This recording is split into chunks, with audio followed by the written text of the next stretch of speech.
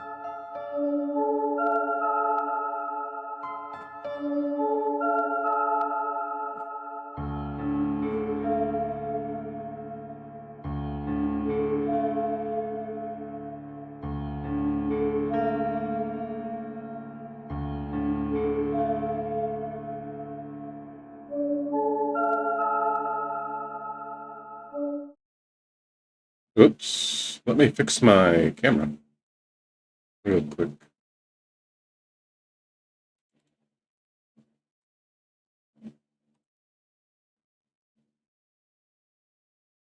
Hello. Hi. I'm just gonna play a little bit of Godzilla Battle Line. It's a mobile game I play sometimes. I've not played it on stream in a little bit. Let me make sure it all looks okay.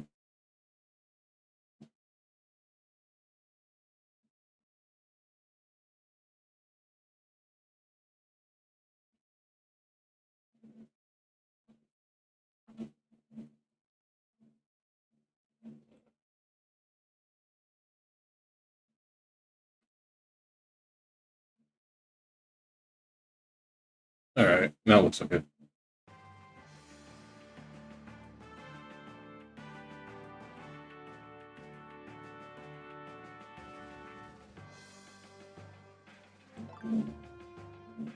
So I play this game sometimes.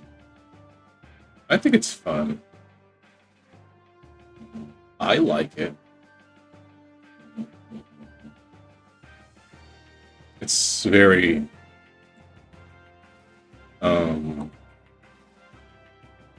bullshit a lot. You'll run into lots of times where you'll get destroyed if you play against other players. But there is like PvE stuff too.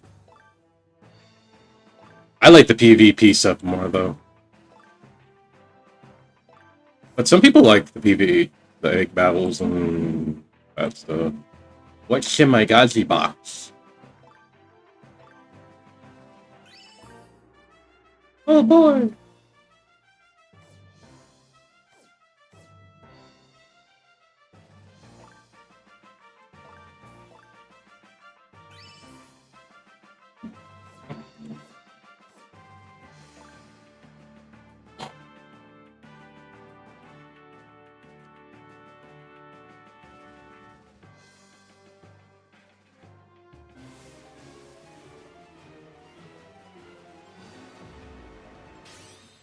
What I get?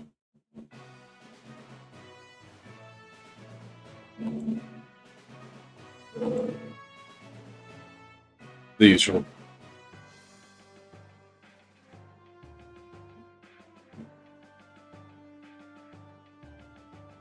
Always stuff like that.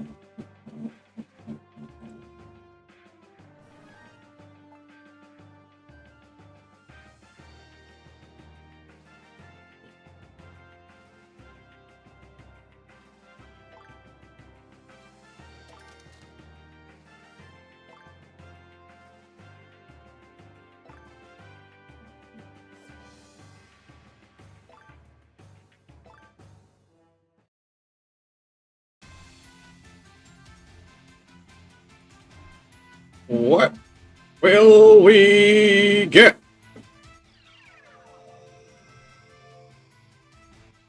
It's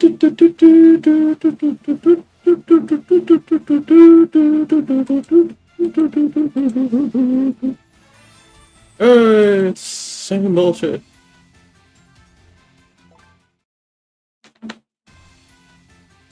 Let's skip the whole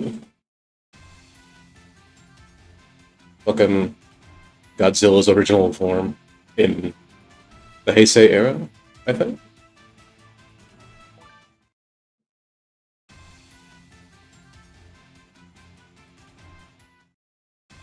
Well, again, you're always gonna get like that shit. They need to make your odds better of getting like rare stuff, I feel like. So, come on, Toho. The fuck? Alien species that emerge. Eh. Shortens cooldowns with later special moves by 7%. That all? Yeah.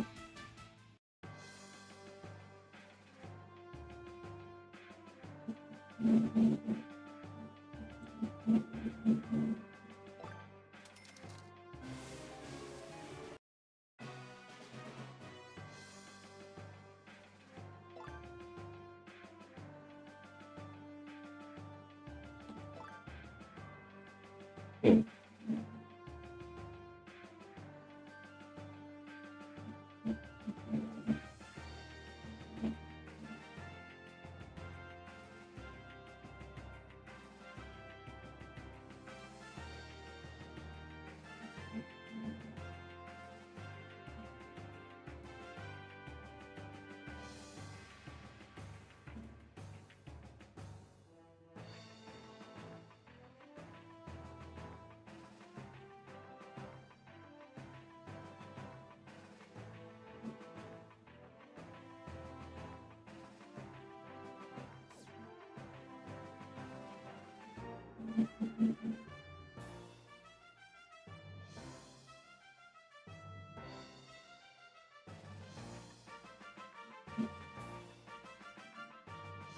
Not a whole lot.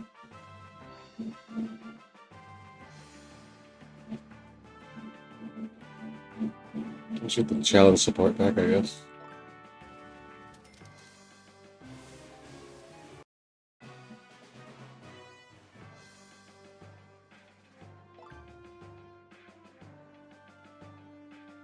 Maybe I can upgrade one thing. The deck I'm on, everything is like so leveled up. It doesn't matter what I do. It's gonna like fucking be a lot. This isn't the right deck. This is beyond Ultra, not my right deck.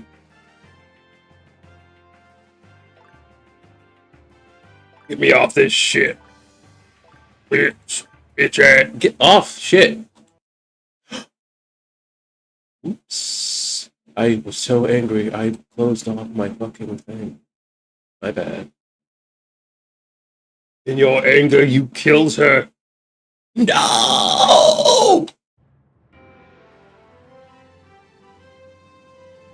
Burn the fuck is it?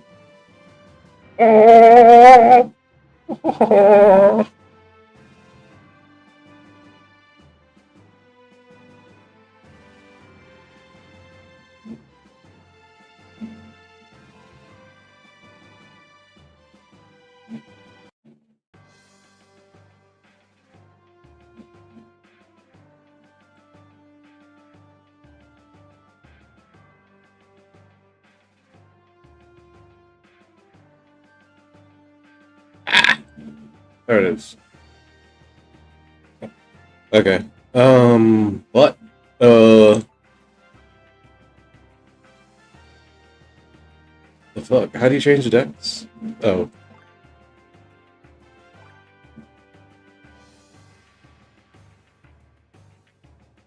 Uh.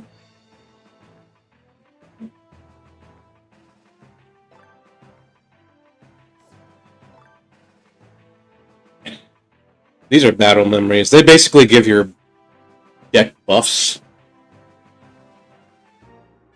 Like this card right here, Gamera Rebirth. Increases the HP of 2-star units in Gamera Rebirth battle pieces by 7%. So, 2 stars and Gamera Rebirth battle pieces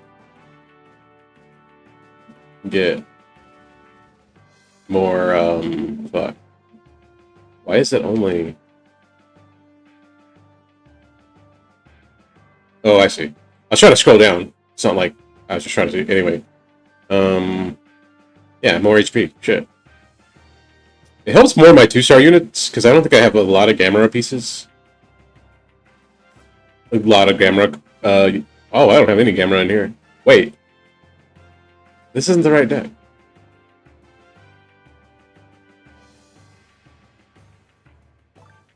Is it this deck? This is my deck. My bad. Deck 4. This one has Gamera and Mechagodzilla. Or Super Mechagodzilla. So... Oh, it's not even in this fucking deck. Never mind. This deck has... Increases the movement speed of ground units by 6%. So all ground units can move faster. So... Saves harder. Pretty much everybody except... I think he counts as Ground or flying? I don't know. He's got a fucking rocket pack. I don't know if he's flying or not. That's flying. And my things are... So those don't move any faster. So this only affects that. Fucking Gabizan increases the attack of 2-star units by 7%. So 2-star units get a buff. So King Caesar, Bagheera. That's it, I think. I think the trains too. Do those get the buff as well? Does that count as a unit? It doesn't. Not. Oh wait, it would say here target battle pieces. It would say trains. So probably not. Nah, just King Caesar and Magara. I got Manila in my deck. They go down really fast. They got a lot of HP for what their level is, though. When they start off, they only have like 60 HP. That's the other thing. Your fucking pieces start off so fucking low, and it takes forever. It takes like a few months to actually get them up to like anywhere. If you buy the right pieces, if you're building your deck with the right pieces, a deck that'll like get you wins. What else do I have? Increases the attack of 2-star units. So everything in here is kind of targeting my 2-star units. And battle pieces appearing in Super Godzilla by 10%. I don't know who I have that's Super Godzilla related. I don't think I have anybody. Baron is a good unit. But mine's low level. And my last one just gives me a boost, a buff at the beginning of the match. It increases the attack power of 1-star units. So Manila gets a buff. My squid gets a buff. My squid. So I never really know which battle members to use because they're all really... They're going their own way and they're all like OP. Some of them are OP. But I don't have the OP ones. Because I haven't been playing this game forever.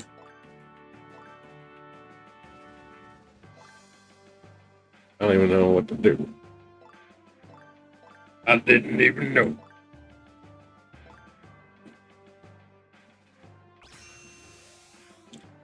And you can evolve shit, and I don't know if it really matters or not.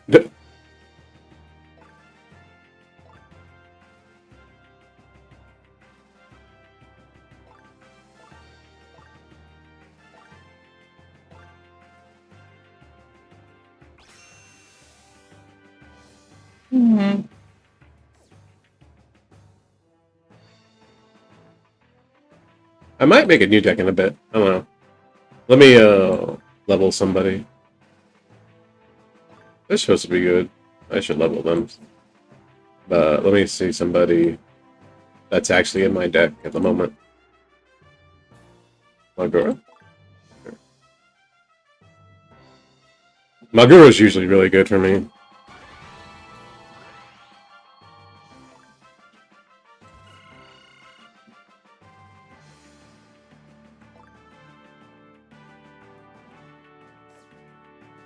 I think that's it.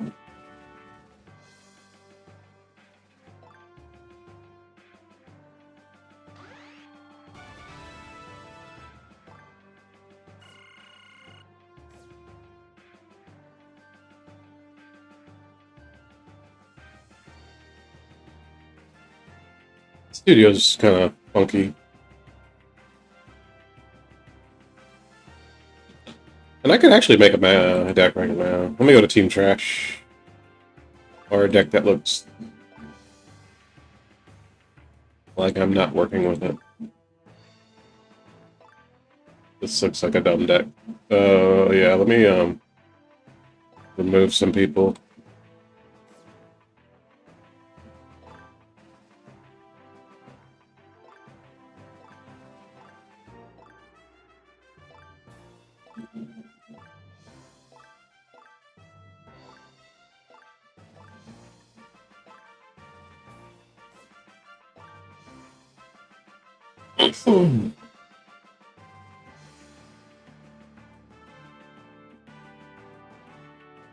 I'm gonna let the leader be King Ghidorah.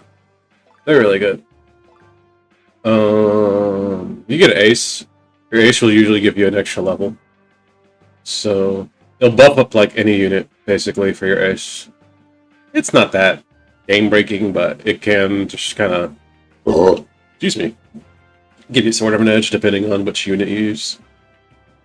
I'll try... Damn.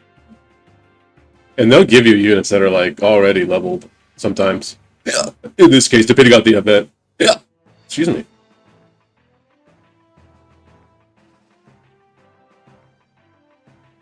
Did I just level this one? Was it Tokyo? Godzilla or some shit? Yeah. That'll be my ace.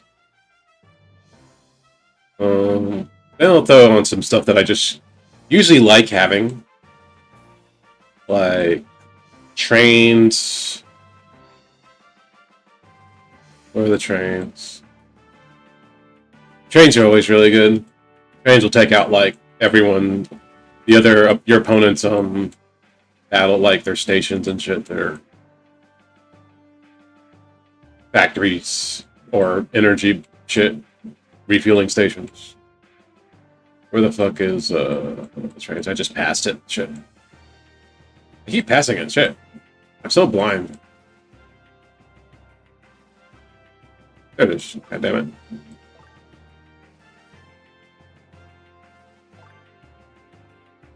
What else is really good?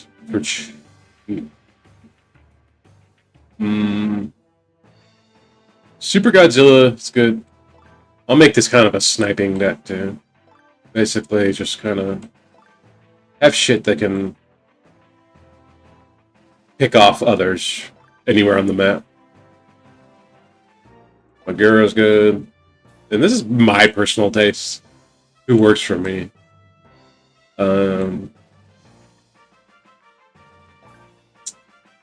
That's helpful for getting health back.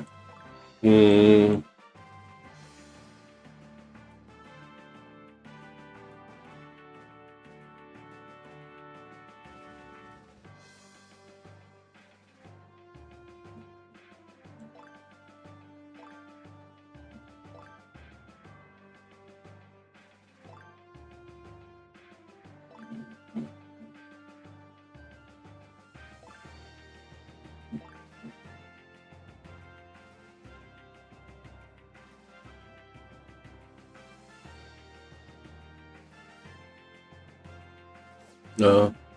Yeah, I like that. Godzilla -1. I'll throw on the, whatchamacallit. The twins. And then I'll give myself some energy stuff. Refueling. So this is just kind of a fun deck. I don't even know if it'll give me a win in ranked, but... Or even practice. Practice can be hard, too. For a free match.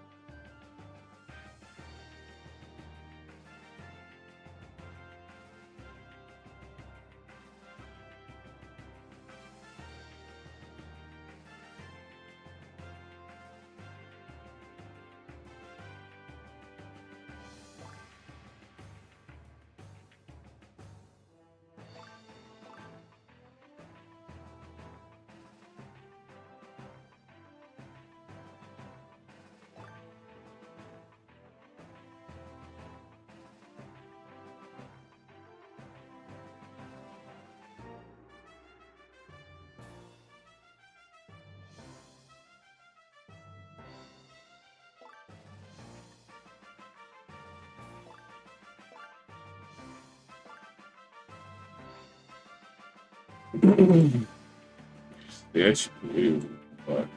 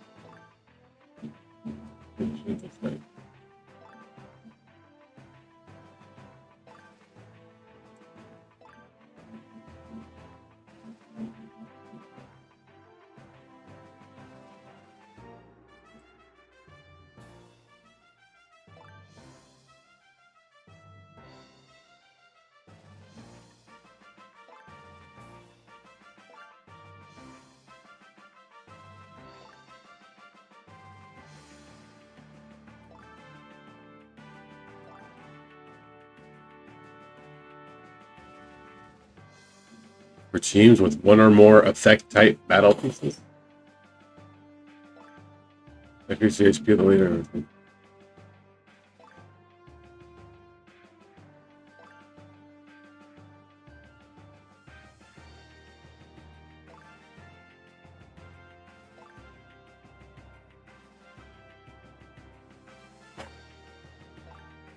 It's attack.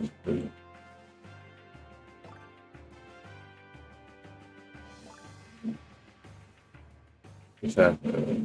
Yeah.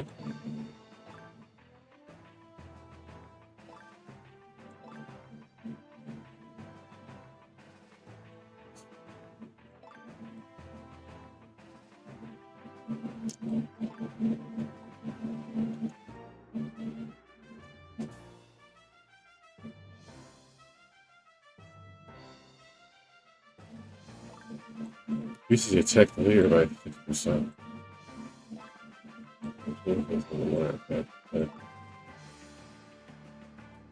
I look for stuff that targets my special.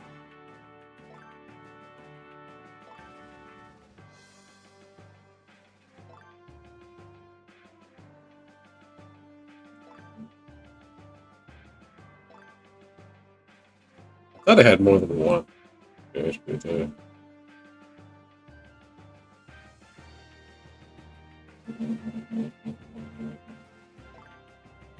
I thought I just like made one. Isn't this it? Just the middle. No. Alright, that one was it.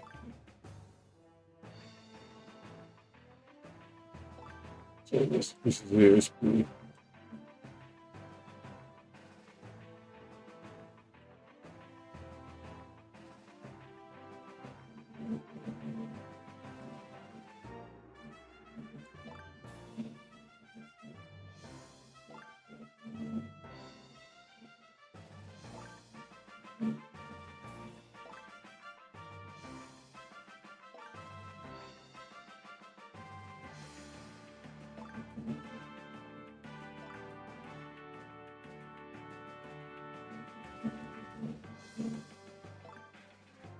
CHP technology.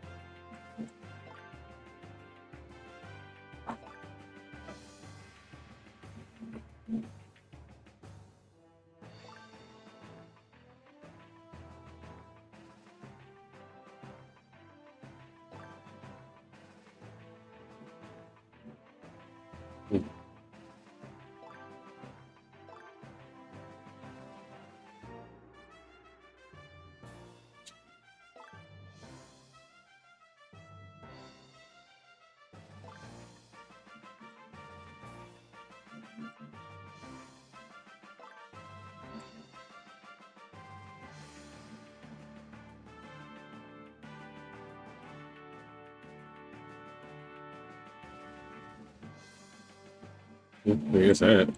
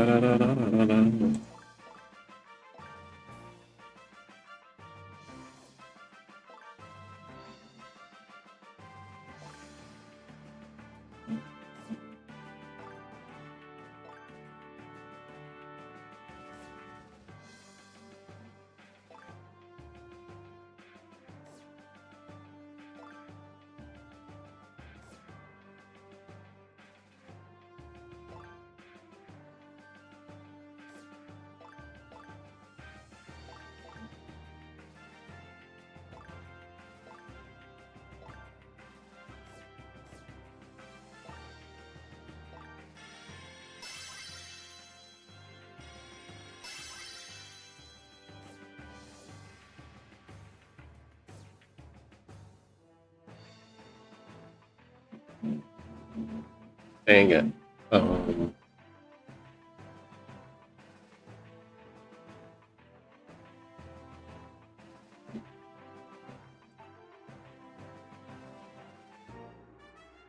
Hmm.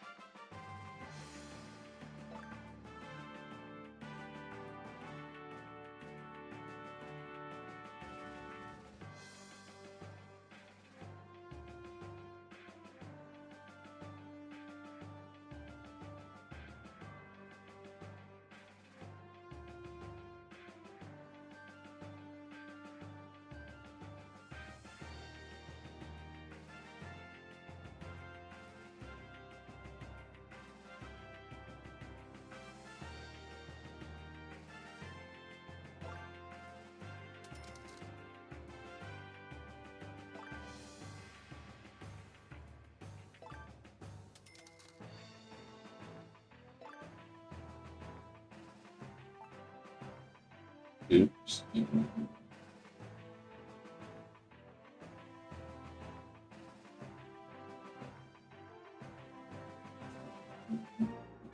Done.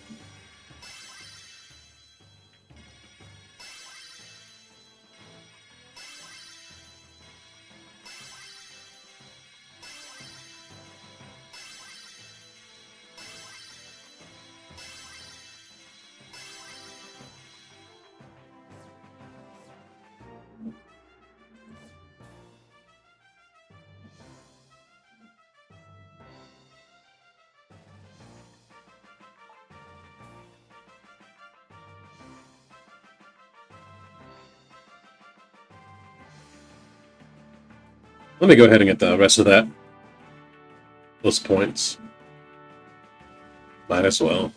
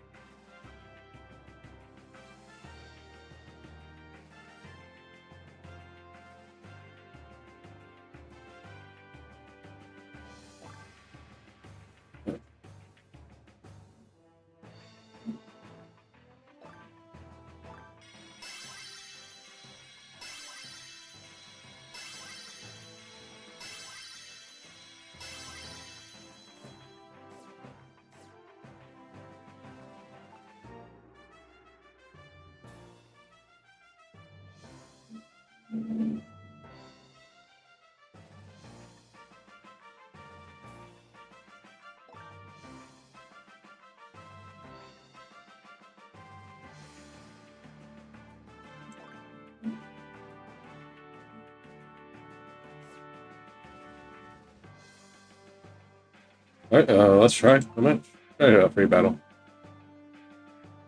I can get one. Shit.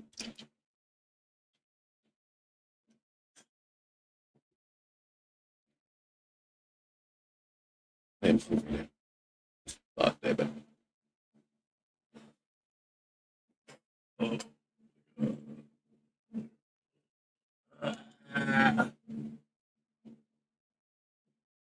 My lord.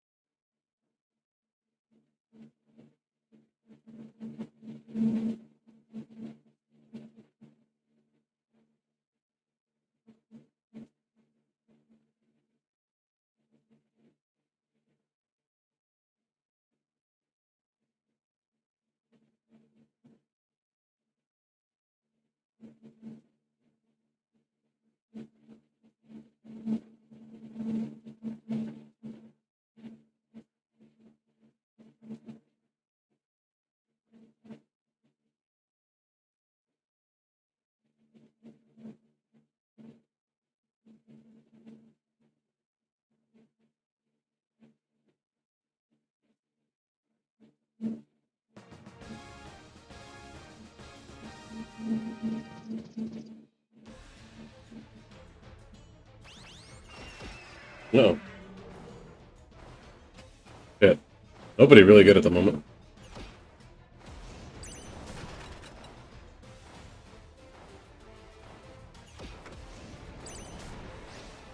I'll heal myself.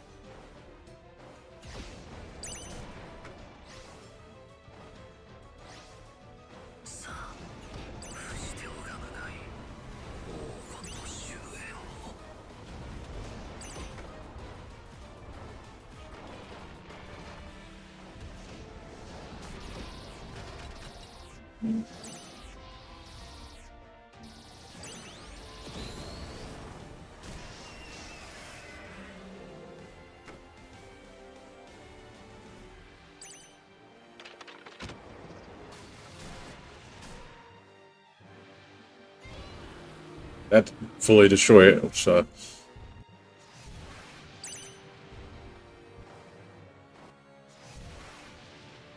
That's Super Godzilla. Uh-oh, Destroyer's coming. About to get my ass beat.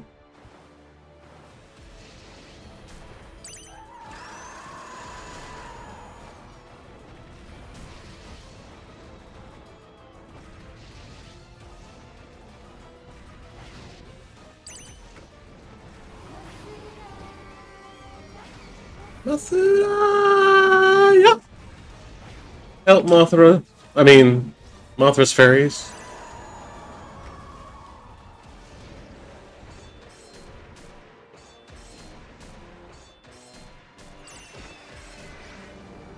Ian's beating my ass.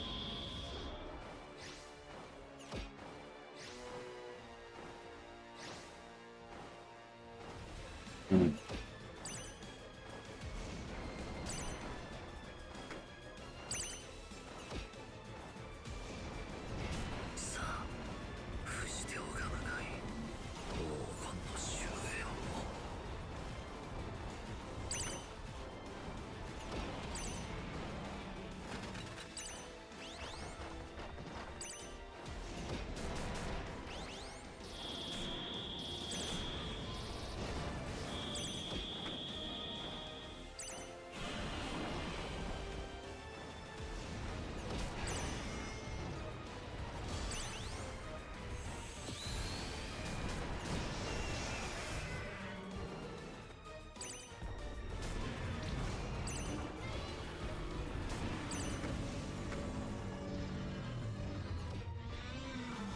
We're going into overtime, I guess.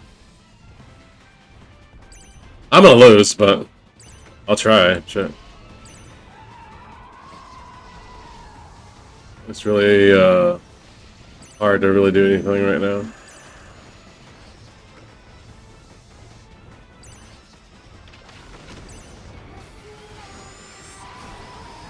Yep. I'm dead. Operation failed.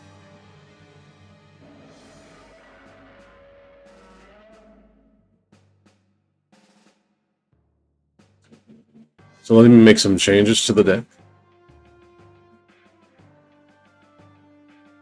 Maybe. Let me look at it one more time.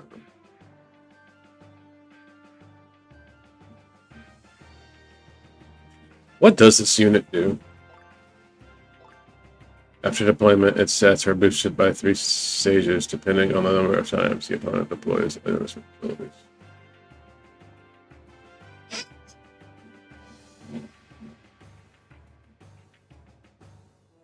Oh. It's more to do with if the opponent's using... Which is not bad.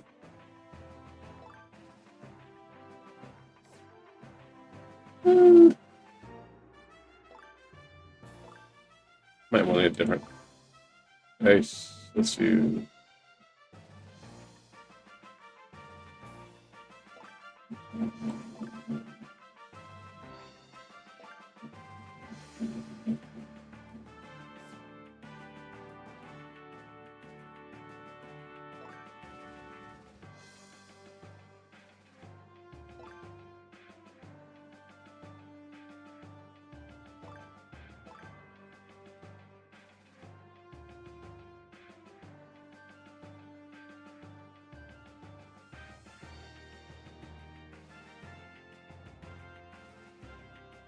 I not sure if I like this or not. Let's put in Manila. See what happens.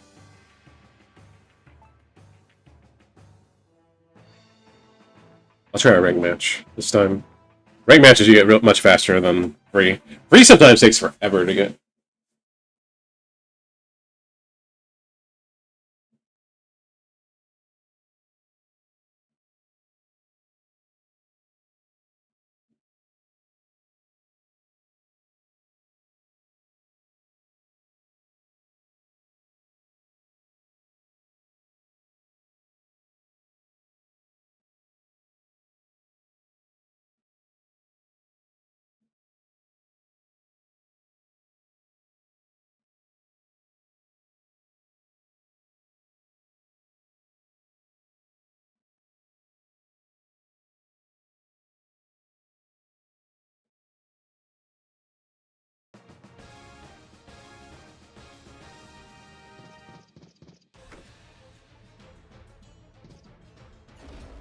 Here comes Godzilla -1.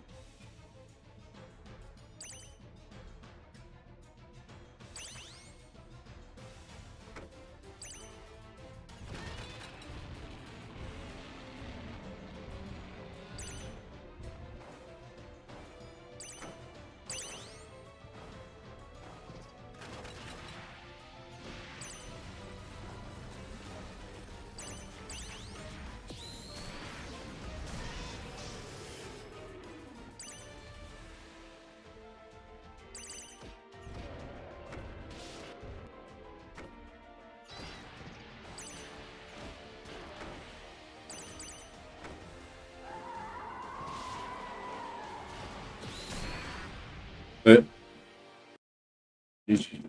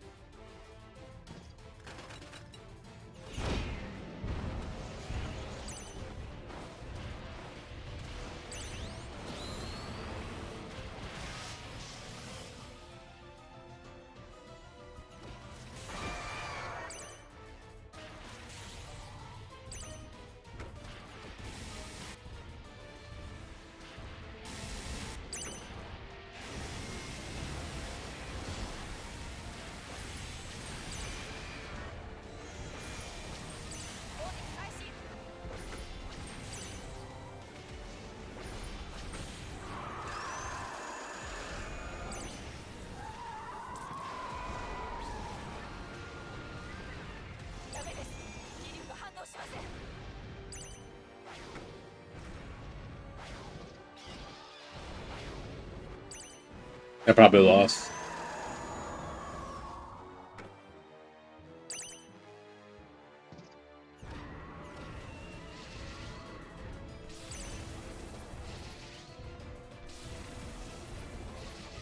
Yeah. We surrender.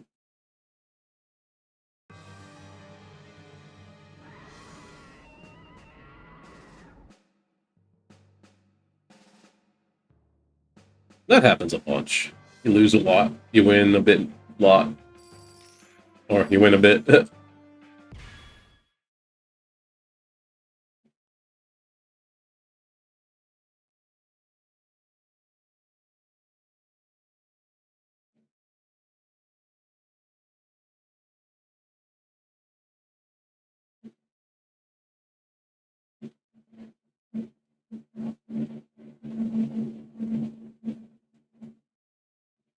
And most of the time, if you lose, it's because their units are just over leveled. Because this is I'm more of a free to play player. I might buy Godzilla Pass every now and then, not very much, which is like, and I'll use my credits from like Google.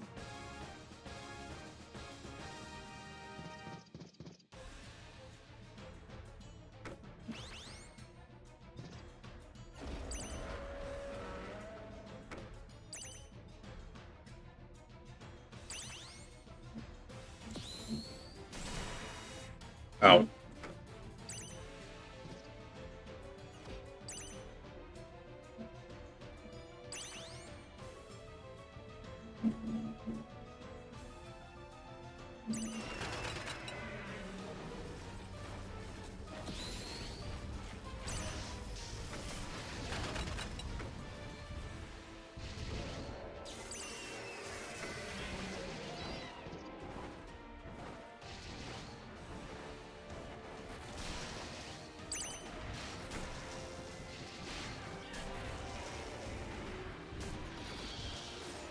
Get him, Manila.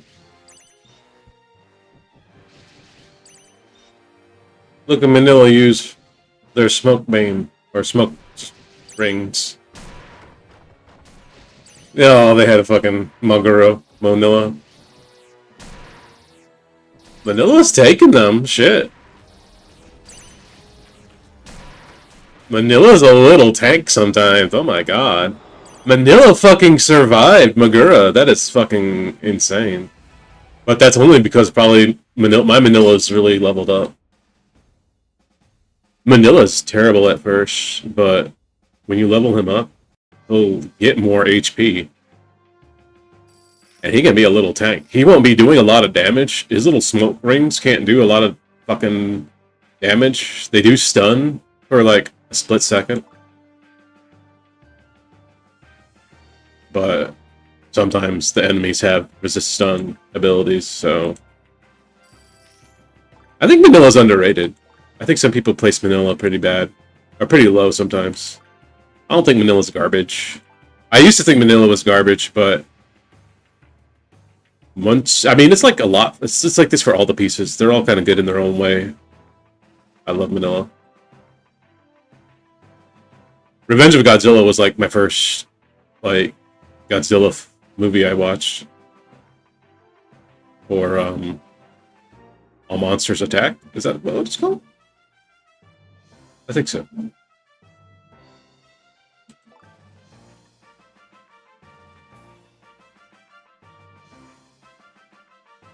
Gee! Yeah, enemy units hit by its attacks are inflicted but with stun for 0.6 seconds. Units cannot attack when affected by stun. That's cool. That's neat.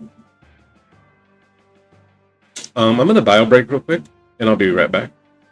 Let me play something for a second, I guess. If that sounds fun. If that sounds cool.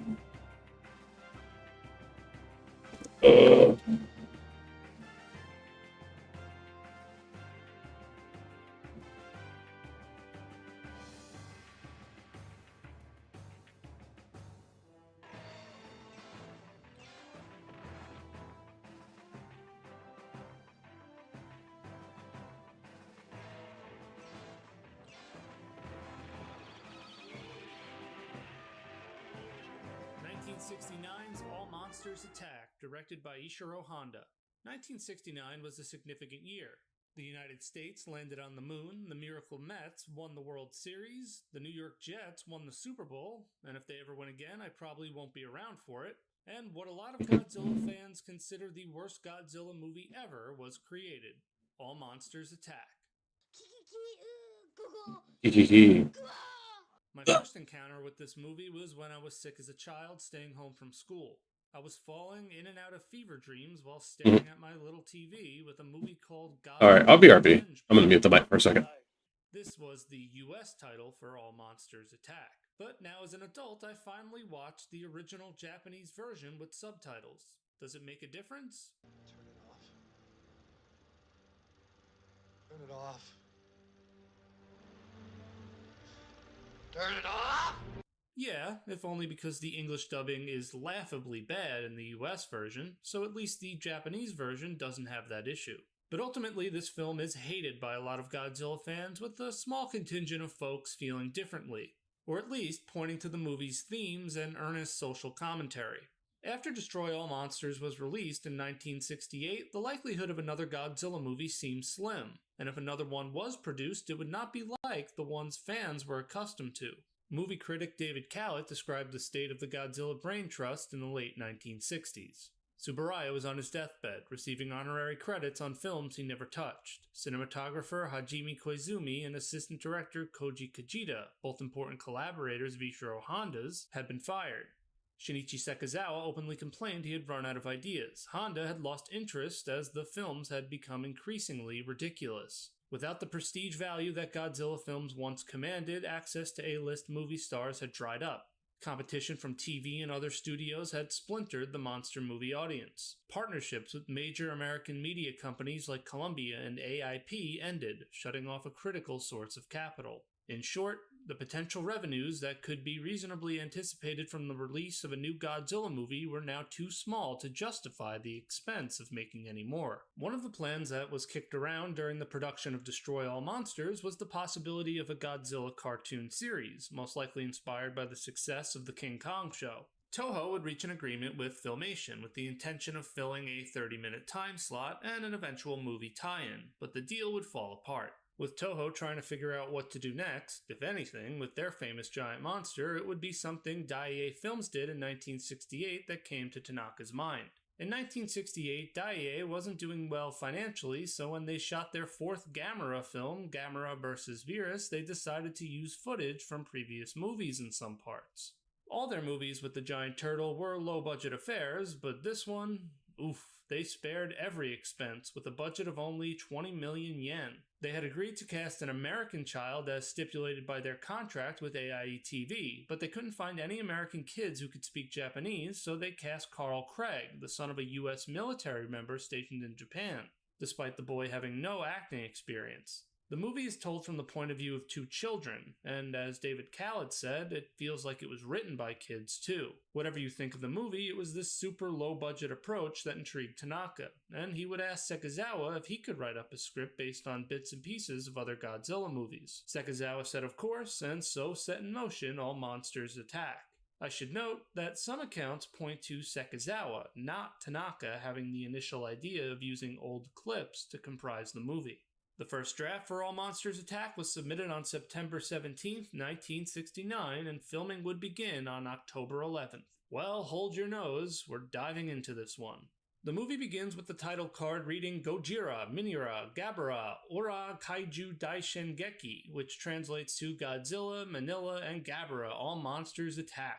We're then greeted with clips of Godzilla being a badass. Too bad there's an obnoxious song being sung by Lily Sasaki and the Tokyo Children's Choir, titled The Monster March. My condolences to your ears.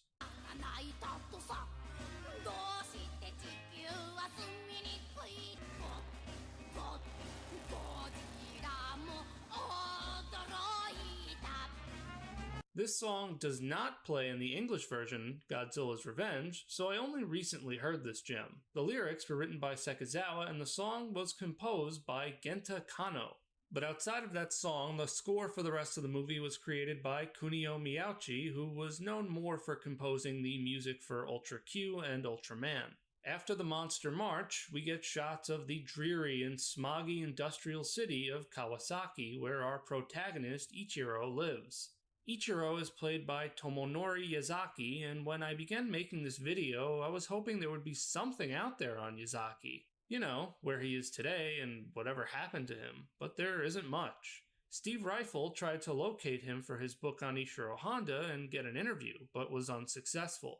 According to Wikizilla, Yazaki had roles in a few Toho TV shows and the movie Daigoro vs. Goliath, but Kamen Rider fans might recognize him as he was a recurring character in Kamen Rider from 1971 to 1973, playing the little boy Naoki. But I imagine it's his role as Ichiro that audiences remember him for the most. Honda was hesitant to work with child actors, but the man's calm nature worked well with the kids who he wanted to act authentically. Honda would explain the scene to him, have him do it once or twice, then film it. He didn't say too much, just let the child act. This allowed him to get the purity of the child's performance as well as his expressions and feelings. The camera shifts to showing us cars and trucks barreling down the road with no music playing so we can hear all the noises from these giant machines that in some ways sound like the monsters from Toho movies. In fact, it reminded me of when I was a kid waiting at the bus stop every morning, and whenever the bus would hit its brakes, it would sound like the T-Rex from Jurassic Park. And then, when the school bus opened its doors, it sounded like the Velociraptors. Ichiro has a similar moment. While walking home from school, he compares the braking sound of a car to the noises of Manila, or as he calls him, Minya. He tries telling his friend Sachiko about Minya, but just like any Godzilla fan trying to tell their wife or girlfriend about Godzilla, she doesn't give a shit. Maybe we're all Ichiro. Bunch of jackasses who can't shut up about a fictional monster. Sachiko is played by Hidemi Ito, and it was even harder to find information about her than it was Yazaki. Absolutely nothing but her name came up. And just when your ears recovered from the opening song, it starts playing again.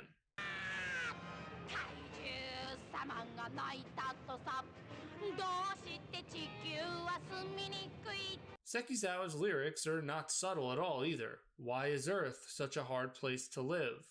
Megaton, smog, and exhaust are worse. On his way home, we also see Ichiro's dad Kenkichi, played by Kenji Sahara. Kenkichi is a train driver, and for his part, Sahara didn't remember much about being in the film, but he did remember enjoying getting to conduct a train. Honda would joke that he should have joined Hankyu Railway afterwards. Kenkichi lets Ichiro know that he will be home late. Honda made the decision not to show Ichiro and his dad in the same shot for almost the entire movie. Another subtle jab at one of the negative trade-offs of Japan's economic miracle. Despite trying to be a loving father, the train, his job, is taking him away from his son. We're even privy to a conversation between him and his work friend, Hei, played by Yutaka Sada, a Kurosawa favorite. Kenkichi describes how he feels bad for his son, whose mother isn't home most of the time either, so Ichiro spends most of his time alone. Hei basically calls Ichiro a latchkey kid, or kajiko in Japanese. One of the many metaphorical kaiju Honda takes aim at in this movie is the rise of the two-income household. After-school care was uncommon in Japan at the time, and so we see Ichiro collecting garbage as toys on the side of the road, living in a cramped apartment, and mostly just being left to his own devices. Even the yellow hat we see him wearing has a dark tie-in to the times. Traffic accidents had gotten so bad as car ownership rose, so many local governments promoted kids wearing these bright yellow hats to make them easier to spot for drivers, so to avoid any more tragic accidents. There was also a deleted scene that shows Kenkichi worried about debt collectors. So Ichiro's family is written to be poor or strapped for money despite both parents working. So this isn't a case of bad people or neglectful parents being terrible at raising their kids. The parents are portrayed as two people trying their best to provide for their son and improve his lot in this dim reality. The next antagonist Honda introduces comes in the form of Ichiro's neighborhood bully, Sanko, or his nickname, Gabara, and his gang of obnoxious lackeys. Sanko is played by Junichi Ito, and surprise, surprise, there's nothing really out there on him either. This movie claims another future star. Gabara swipes the shiny piece of garbage that Ichiro found on the side of the road, and the gang celebrates, chanting "Yatazi baby," a popular catchphrase at the time. The gang dares him to honk the horn on the bike of the painter. If he does it, then Gabara will give him the shiny thing back. But Ichiro chooses to simply run away, with the bullies laughing and mocking him. At random points in the movie, characters mention a recent bank heist where robbers stole 50 million yen. This was inspired by the 1968 bank robbery in Tokyo, where someone posing as a police officer stopped bank workers transferring money and stole it. It's known as the 300 million yen robbery and remains unsolved to this day. The one person who is there for Ichiro in his parents' absence is his neighbor and toy maker, Mr. Minami, played by prolific actor Hideo Yamamoto. Godzilla fans today might know him from playing the prophetic old man in 2001's Godzilla, Mothra, and King Ghidorah Giant Monsters All-Out Attack. He also played the escaped Renaissance Fair actor in Ghidorah the Three-Headed Monster. But mostly he was used to play evil characters in his career, so he felt awkward playing the friendly neighbor. I felt out of place in Godzilla's Revenge. Directors never asked me to do that kind of role. That was my weakest part. Ichiro stops by to pick up the key to his apartment when he sees Mr. Minami working on an educational computer for kids. Though Ichiro would prefer if it just made noises from Godzilla and other monsters from a place called Monster Island, an island that only exists in Ichiro's dreams. After going to his apartment and reading his mom's instructions, he gets bored with the adult content on the TV. This is kind of like Sekizawa saying, yes, this is a kid's movie, and goes to his room to retrieve his own computer with fake knobs and switches, which he probably found on the side of the road. Though it doesn't appear to run on electricity as he plugs it in. I'll play it on that some Accidentally more. created a bomb. We also see a Godzilla toy hanging out in the closet. I have a similar looking toy that I think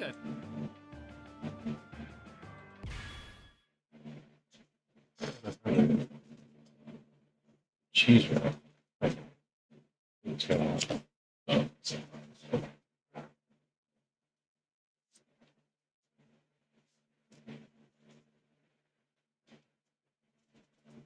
I've had since I was like 5 or 6 years old. The toy is an important set piece because it reinforces that Godzilla is fictional in Ichiro's world. Godzilla is as real to Ichiro as he is to you and me. This is where the hallucinations or dreams of Ichiro begin, and we're transported out of his cramped apartment to the lush Monster Island. And lucky Ichiro has a ringside seat to see Godzilla fight Kamakuris. Clips from Son of Godzilla are used, and we get to see Godzilla beat the shit out of the mantises again, but with different background music. After that, some of the monsters get a roll call, borrowing footage from King Kong Escapes and Destroy All Monsters. Even the giant condor from Ebirah Horror of the Deep is shown. Unfortunately for the condor, we also get to see him get roasted again. The editing is not bad. The way Ichiro moves through the jungle to see different fights works. If you've never seen a Godzilla movie before, it only becomes obvious that old clips are being used because Godzilla looks different during each fight. Now, originally, I always thought of this as an obvious and comical continuity error, but I was wrong.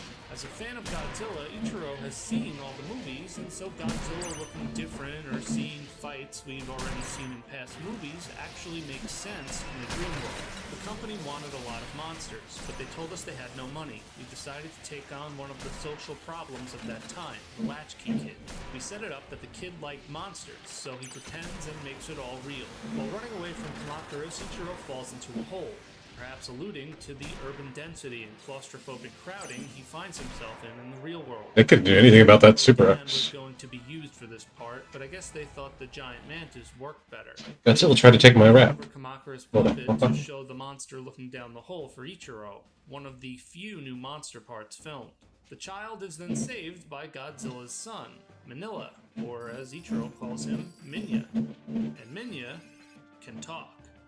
どうして怪獣島に来たの？お父さんやお母さん心配しない？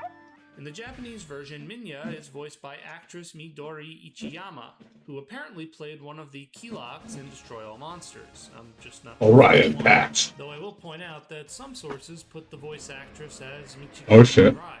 I'm sure many will disagree with me, but hearing a female voice for Minya is much better than the dopey-sounding one we get in Godzilla's Revenge. Godzilla said that I should learn to fight all battles. No. Yeah, no. I couldn't find the English voice actor's name, but maybe it was the same guy who did Kobayashi in Godzilla Raids Again. The same Manila suit was used, but they would have to modify the head so it could have more facial expressions. In some of the scenes where he's talking, a hand-operated puppet was used, and Masao Fukuzawa returned to don the Minya suit for the last time in his final Godzilla movie appearance. Minya acts like a friend to Ichiro, or a monster extension of himself, as Minya has a bully too. And wouldn't you know it, his bully's name is Gabara as well. Say what? I should be healing. Super Mega Godzilla. With this movie's main villain, they first had the idea of creating a giant mole cricket monster named Gebara. They would change the Gebara name to Gabara, possibly because the name Gebara might have caused confusion with the 1969 film Che, about Che Guevara, pronounced Guevara in Japanese. The mole cricket idea would be put to the side for now until... Dude, Super Mega Godzilla's still up. Oh, not anymore. Shit. How do you go from a cricket monster to a frog monster?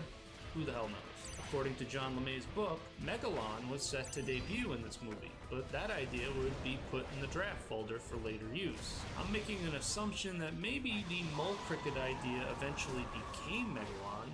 Though Get him, Caesar. Based on a bullfrog, some would point out that he also appears to be influenced by the Oni from Japanese mythology. For its part, the manga adaptation of the film calls Gabara a toad monster. That's right, there is a manga of this thing out there. In it, the real Gabara, or Sanko, shows up in the dream world and teams up with the monster Gabara to fight Godzilla. Gabara's main ability is the That's insane. Gabara goes into fucking Monster Island and teams up with Gabara in the manga.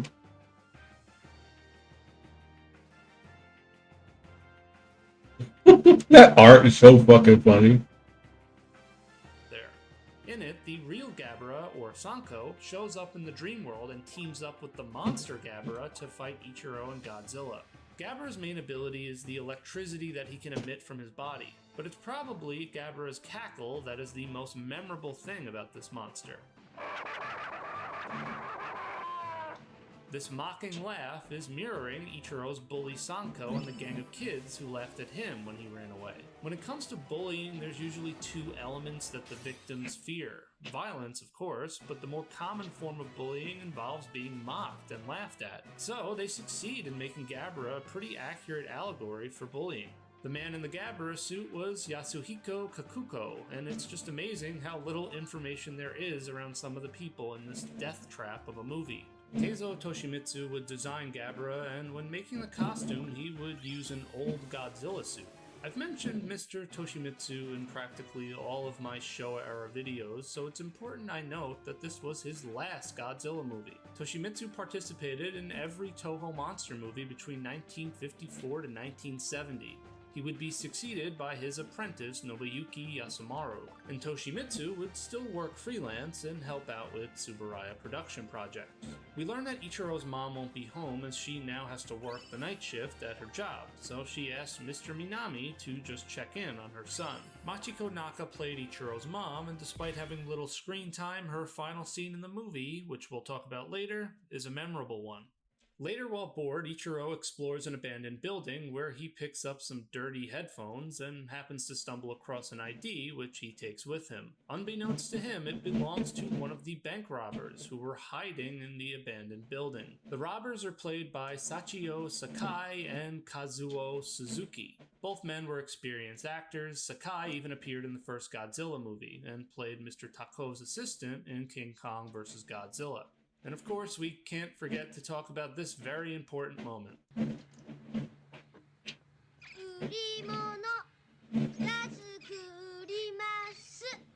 You know, there's really nothing else I can say about this that probably hasn't already been said before.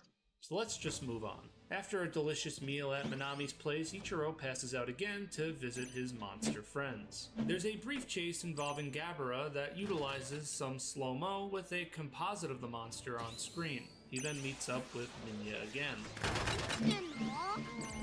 友達がいなくてつまんないや。じゃあ僕と同じだ。じゃあ僕と同じだ。じゃあ僕と同じだ。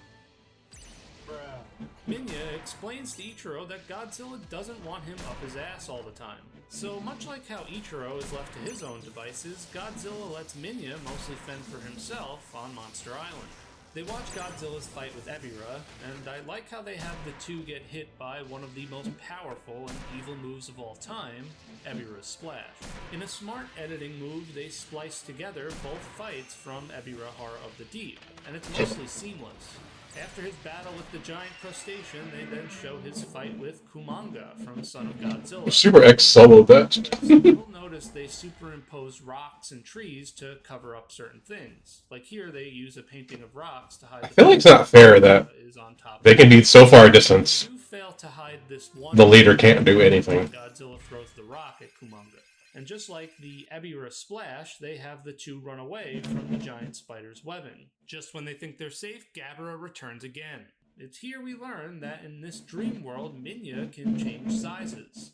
The newly filmed fight scenes like this one were directed by Honda himself. With Tsuburaya not there for most of the production, he would lean on Tsuburaya's protege, Teruyoshi Nakano, to help with these scenes. Honda-san was behind me, watching. He told me to freely do my thing. Maybe he was expecting to get the type of work he had gotten from Tsuburaya-san, but unfortunately I was not as talented. After Minya gets his ass kicked by Gabara, the two run away. We then learn that humans also cause trouble on Monster Island. Military planes are seen flying overhead, and this clip here was taken from the 1964 film Tiger Flight. The rest of the scene is taken from Ebirah Horror of the Deep, and on the surface, it's a little weird that they're cheering the people in these fighter planes being killed, but as some writers have pointed out, Ichiro kind of represents the Godzilla fan. We want to see our favorite monster destroying tanks and airplanes. It's sort of a meta moment. To further that point of Ichiro being a stand-in for Godzilla fans, the character's isolation is relatable too. I mean, come on, growing up, how many of you had friends that also liked Godzilla? I'd gather not that many. Mm. Honda makes the interesting decision not to reuse the clips from Son of Godzilla when Godzilla shows Manila how to fire the atomic breath. Instead, he reshoots the scene with Haru Nakajima returning wearing the relatively new Godzilla suit from Destroy All Monsters. Honda shoots the part to show Godzilla being more distant, but the scene mostly goes the same. Except here, Minya and his dad are shooting at a downed fighter plane. Ichiro's fun is interrupted when a plant monster grabs him, but in reality, it's the robbers waking him up. Instead of just taking back the license, they decide to kidnap him. And our last visit to Monster Island would happen when Ichiro falls asleep while the bumbling duo tries to find an escape car. We see Minya is once again tangling with Gabara. As you can tell, they were limited with the space they had when filming this, and so the monster scenes and human scenes were often filmed in the same studio with just one crew. Gone were the days of these movies having two separate teams. Normally, they would have the special effects team and a non-location team. Not with this bare-bones budget. I directed almost everything. The two reasons why I did were the limited size of the production budget and time constraints. In addition, the movie was shot on a very small soundstage, so it was decided not to separate the filming of the special effects and the standard footage as was usually done. Godzilla eventually shows up, but he isn't going to let Minya get off easy. He forces his son to keep fighting. Godzilla proudly watches his son get his ass kicked, inspiring future fictional dads. Hey! He's wondering why his father is standing there, letting him die. But Godzilla does eventually step in to make sure he doesn't get killed. As the battle Get your dumbass up! gives his kaiju friend an idea that sends Gabara flying. In frustration, Gabara makes the mistake of attacking Godzilla. So, if you manage to sit through this whole damn movie, you finally get to see Godzilla in a brand new fight scene. It only lasts a couple of minutes, but we get to see him judo flip Gabara like he did Ebi. Oh shit! Gabara defeated, Ichiro finally gets to meet his hero, Godzilla. But he gets scared and starts screaming. While the robbers are still trying to steal a car, Ichiro wakes up and starts to remember the lessons Minya taught A lot him. of curious. It's kind of a funny concept because everything on Monster Island obviously happened in his head. So his character development is spurred on, not from anything external, but from his own dreams or subconscious. The best part is when he uses the fire extinguisher on one of the robbers and you see Gabara flash on the screen. This is basically Ichiro using his own atomic breath. Ichiro eventually escapes and the cops arrest the robbers. The little boy even becomes a local hero, making the news. All's well that ends well. Or maybe not. Before Ichiro basks in his 15 minutes of fame, his mother shares breakfast with him and begins apologizing while the camera mostly holds the same shot, saying she'll never leave him alone at night like that again. But as the boy points out, that really isn't her choice. They need the money, and besides, he thinks he can take care of himself now. After he leaves, the camera stays on the mother, and then we see her crying. This part packs an unexpected punch, a parent feeling powerless to help her child. Honda's movies were known for their pacifist themes, notably contemporary ones like the dangers of atomic weapons. Here, though, we see a message about the hardship of raising a family, which is timeless. According to a few accounts, Honda wanted the film to end this way, but that wouldn't work for a children's movie. Tanaka only let Honda go so far with his messaging. As for Ichiro, Damn, they're healing it themselves. isn't all sunshine and rainbows either. As David Callett points out, despite Ichiro escaping the bad guys, and as we'll see, discovering the courage to face his bullies, the overarching problem isn't solved, and it can't be.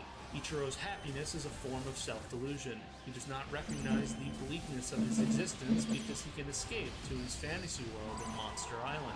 The first shot after the robbers are taken away is the next morning, with the polluted air and river next to a factory, reinforcing the idea that, yeah, our protagonist overcame an ordeal, but the world hasn't changed. They're still living in this polluted, grim environment. But as always, you can interpret the movie in different ways. Maybe society itself isn't the problem. The harsh truth is that we live in a broken world no matter the economic or political system. And it's up to individuals in every time period and culture to transcend their surroundings, which is what gives you great stories, or heroes, or monsters. What you just said is one of the most insanely... The Gabara! final confrontation Ichiro has with the real Gabara proves that he isn't afraid anymore, and he's truly changed. The fight scene itself is comical, but also headache-inducing. I'm guessing they filmed it this way with all the stops and close-ups because Honda didn't want the kids actually wailing on each other with force. After triumphing over the neighborhood bully, he curiously decides to honk on the painter's bike, causing him to fall. I've seen many different interpretations of this, some saying this is Ichiro becoming a bully himself, or he was just showing everybody he isn't afraid of anything anymore by doing the dare that Gabra laid before him earlier. Or maybe his behavior is another negative result of a society that has abandoned him. Call the police. I'll tell you what to call the police. I honestly don't even know. The idea that he's now a terror to the neighborhood is sort of contradicted by the last lines of the movie. He apologizes to the painter. And so you can make what you want of him. Right, he apologizes. That is how the movie ends. All Monsters He's obviously just Japanese theaters on December being a kid. 1969, right in time for the Christmas season. And his dad got the fucking... 1,480,000. His dad probably punished him. A million tickets less. if anything. And officially the first Godzilla movie. Probably nothing that bad. Dude wasn't, like, injured, I think. The only saving grace here is how little money they spent on the movie. So these numbers weren't so bad considering. I know we're technically talking about the Showa era, but a lot of fans consider All Monsters Attack the beginning of the Toho Champion Festival era. The Champion Festival was a triannual film campaign with the intent of capturing the younger audience's attention, and possibly competing with or piggybacking off the Toei Manga Festival. Toho's campaign would usually re-release movies in shortened versions. Like Godzilla movies, for example, would be edited down to shorten the human scenes so the kids could just enjoy the monsters fighting. With the exception of 1970, Toho would release a new Godzilla movie for the festival every year until 1975. In the United States, the movie would be brought over by good old Henry Saperstein and United Productions of America. It would release in US theaters in 1971 under the title Godzilla's Revenge, and in some theaters it would be a part of a double feature with Island of the Burning Dam. Imagine a place feared by Bitches! Oh, god damn it. terror. All within the mind. Kitty, kitty, kitty, kitty, kitty! Actually, the US title they had listed Very Italian-ish. of Godzilla. This obviously had to be changed so people wouldn't confuse it with Son of Godzilla. Sound services in Hollywood would be responsible for Jet one of the Jaguar, you about to get... of all time. The English dubbing Jet in this film Jaguar. is just laughably bad. I don't know. It's really good. Everyone's gonna die. Hey, let's go see what's in that old building. Kitty, kitty, kitty. You better go play them there. It's cool. What is... Maybe the only good thing you can say about the dub is that they removed the Stuart. March song at the beginning. Oh, and I'm partial to this unnecessary noise right here. Unfortunately, it seems like a theme going through Is that the Gabara? video. I couldn't find Yeah. voice actors, but perhaps they went into witness protection after their terrible performance. Like I said at the start, I was very sick when I first watched this movie as a child. Samurai. So I guess it's only fitting that while making this video, I got sick again. So Damn. it may be unfair, Man. but I'm biased. I'll always associate this movie with fever dreams, nausea, and running to the bathroom. Putting that all aside, I think this movie is almost like an experimental indie film that just happens to have a popular IP attached to it. If you're interested in how movies are made and what a director can do with limited resources, then All Monsters Attack is What the an fuck? interesting case. I'm not saying this is some hidden gem or I forgot that they were Shin Godzilla. that should have won awards, but in its original Japanese form, it's not a complete joke. Honda is saying something here, and it's a sentiment that still resonates today, not just in Japan, but any society where both parents need to work in order to provide for their children, and the repercussions that come from that. And I know there are some people who will just say, shut the hell up, this movie sucks. And I'm not going to argue with those people. With such a serious subtext and dour setting, did this movie actually resonate with kids?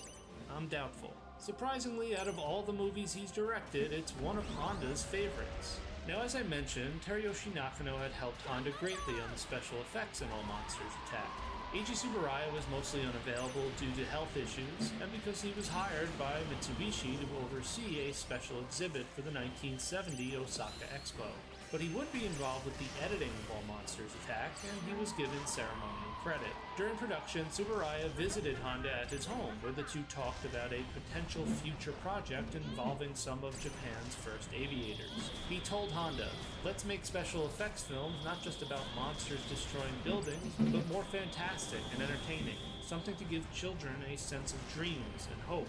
The tentative plan was for the two to start working on it in March of 1970. Honda had no idea that this visit from Tsuburaya would be the last time he saw him. After finishing his work on the expo, Tsuburaya would travel to his summer villa in the Izu Peninsula with his wife. On Yes! January 25th, 1970, he would Oh my lord. next to his I wasn't sure if my tanks or my fucking trains were gonna be good enough. 68 years old. The special effects legend's Strong funeral enough. was held at a Catholic church as he converted to Christianity later in life. A memorial would also be held at Toho Studios, which is fitting as he is one of the main creative pillars that the studio stood on. At his funeral, Honda would speak. "He was not only my great senpai, but an inseparable partner at the workplace. He was still filled with ambition to practice his craft, and we all wished he would work for many more years. This team we had formed, however, has come to an end. A gaping hole has opened where Eiji Tsuburaya stood." Tsuburaya cultivated his skills and demonstrated them on a grand scale. This is not something that can be so easily mimicked. He was a master who proved his greatness within the boundaries of Japanese cinema. It really is amazing. I didn't come into being until 20 years after this man died, and here we are, still enjoying and talking about his creations. One of these days, if I'm able to go back to Japan, I'd like to visit the Eiji Tsuburaya Museum in Fukushima, where I can probably learn a lot more about him. With Tsuburaya passing away, his protege, Sadamasu Arakawa, would get to take the helm as special effects director for another Toho science fiction film, Space Amoeba.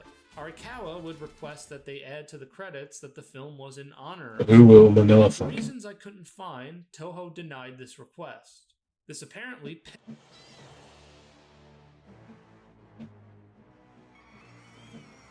Vegan from the 2000s, I think. No. He lost. No!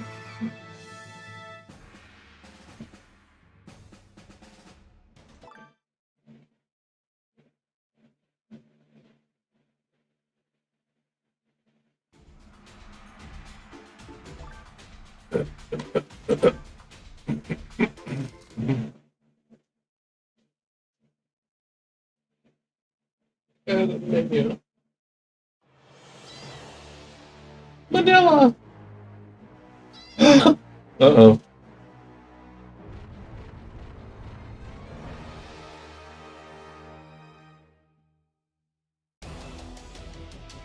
Get him. Get him. Why didn't even get a fucking chance to attack? That sucks. Minya beat Minya. Manila beat Minya. Minya beat Manila.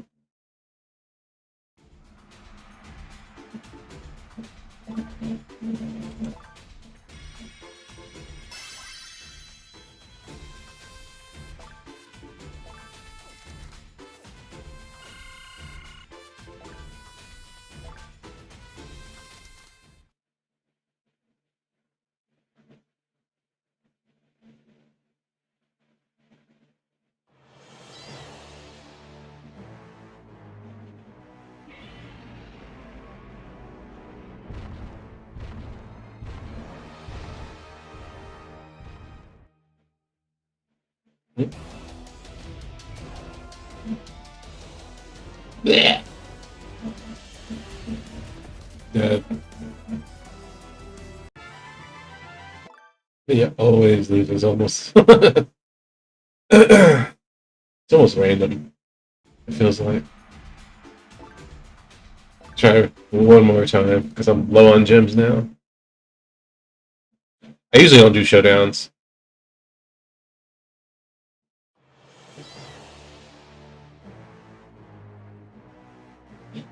Uh-oh.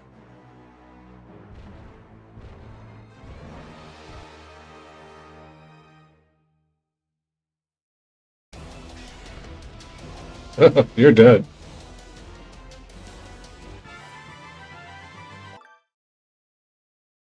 Dang it.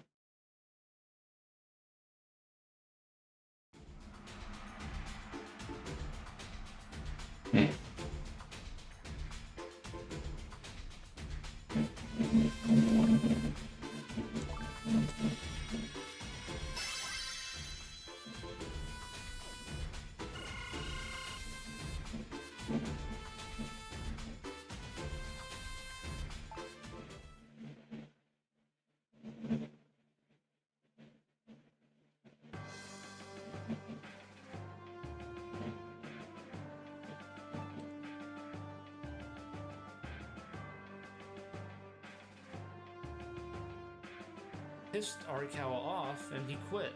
Not sure if that was the sole reason, but he was upset nonetheless. Arikawa's reasons for quitting aside, Toho would lose a lot of familiar faces as the studio system collapsed in 1970. Other important figures like Takeo Kita, Akira Watanabe, Motoyoshi Tomioka, Hajime Koizumi, and Rohei Fuji would leave the series. Toho had actors on contract, but again, with the studio system ending, they now needed to hire on a per-movie basis. So all those talented men and women of the 1960s would either not be seen in a Godzilla movie again, or you'd only see them pop in for one or two down the line. Point is, Toho was about to look a lot different. And so were Godzilla movies. Let the crazy 1970s begin. Next up, 1971's Godzilla vs. Hedorah.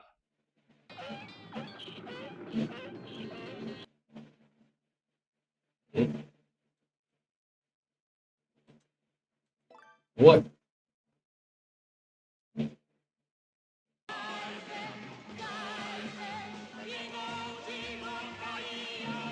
1971's Godzilla vs.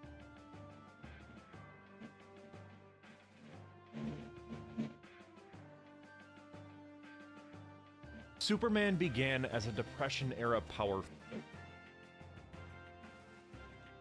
I didn't expect to see my video word for word, shot for shot, being uploaded by someone else with no credit, let alone a channel with over 250,000 subscribers. But that's exactly what Godzilla Reacts did, and they are doing it to everybody. The main video I'm talking about is this one, where the bulk of it is just a bunch of other people's work, including my video, The Story Behind Godzilla's Roar, being played almost in full, with little more than a few, wow, that's crazy interjections. There's no credit, there's no link, just my research, visuals, and editing, re-uploaded for his profit. Watch this and let me know if you think this is That is a lot of YouTube. use. Godzilla's Did roar. you know that Godzilla's iconic roar was created by composer Akira Ifukube? It's not fair. Using a How did they even make the sound, roar? Which was common for other monster movies at the time, like King Kong. Ifukube Reacting to stuff isn't content. used a leather glove that was coated in pine tar resin to create. What? He then rubbed the glove along the strings of the double bass, producing a deep resonant sound. The sound was then slowed down and altered to give it that monstrous otherworldly quality. This A leather glove? I thought they recorded like a T-Rex. What? Matching Godzilla's immense and That's crazy. They literally use instruments to make Godzilla roar. Now, if you're someone who's as terminally online as me, then a channel like this is nothing new. It's part of a larger ecosystem of low-effort channels built around the illusion of engagement, where content is siphoned from smaller creators, lightly repackaged, and then pumped out to passive audiences for easy money. These are not collaborative tributes or community shoutouts or showcases of the Godzilla fandom. Instead, these are just nothing more than copy-paste operations dressed up as fan enthusiasm. And what bothered me wasn't that it happened to me, like, you know, react to my videos all you want, I don't care, just make it transformative and give me credit. But it's that this kind of theft has become so normalized on YouTube. If you make anything online, if you put time into editing, writing, researching, and performing, there's a good chance a content farm like Godzilla Reacts is watching, waiting to re-upload your work with a face cam and a shrug. Content farm channels like Godzilla Reacts are flat out monetizing other people's labor while hiding behind it. And so, this video exists because that behavior needs to be called out. Not with vague subtweets, or polite DMs and emails. I already tried that. But with a spotlight. If platforms won't enforce the rules, and if these channels won't take responsibility, then the least we can do is make it clear that it's actually happening. So first off, what is a content farm, and how does Godzilla Reacts fit this description? A content farm is a channel or social media account that floods the internet with garbage, mass-produced, low-effort material designed to rack up clicks and ad revenue. The goal is straight up quantity over quality. These channels don't make content because they care about the subject, or Godzilla, or the fandom.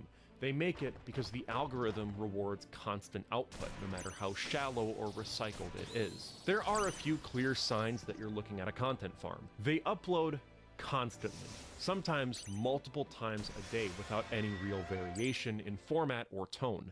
The content is usually reaction-based or stitched together from someone else's work.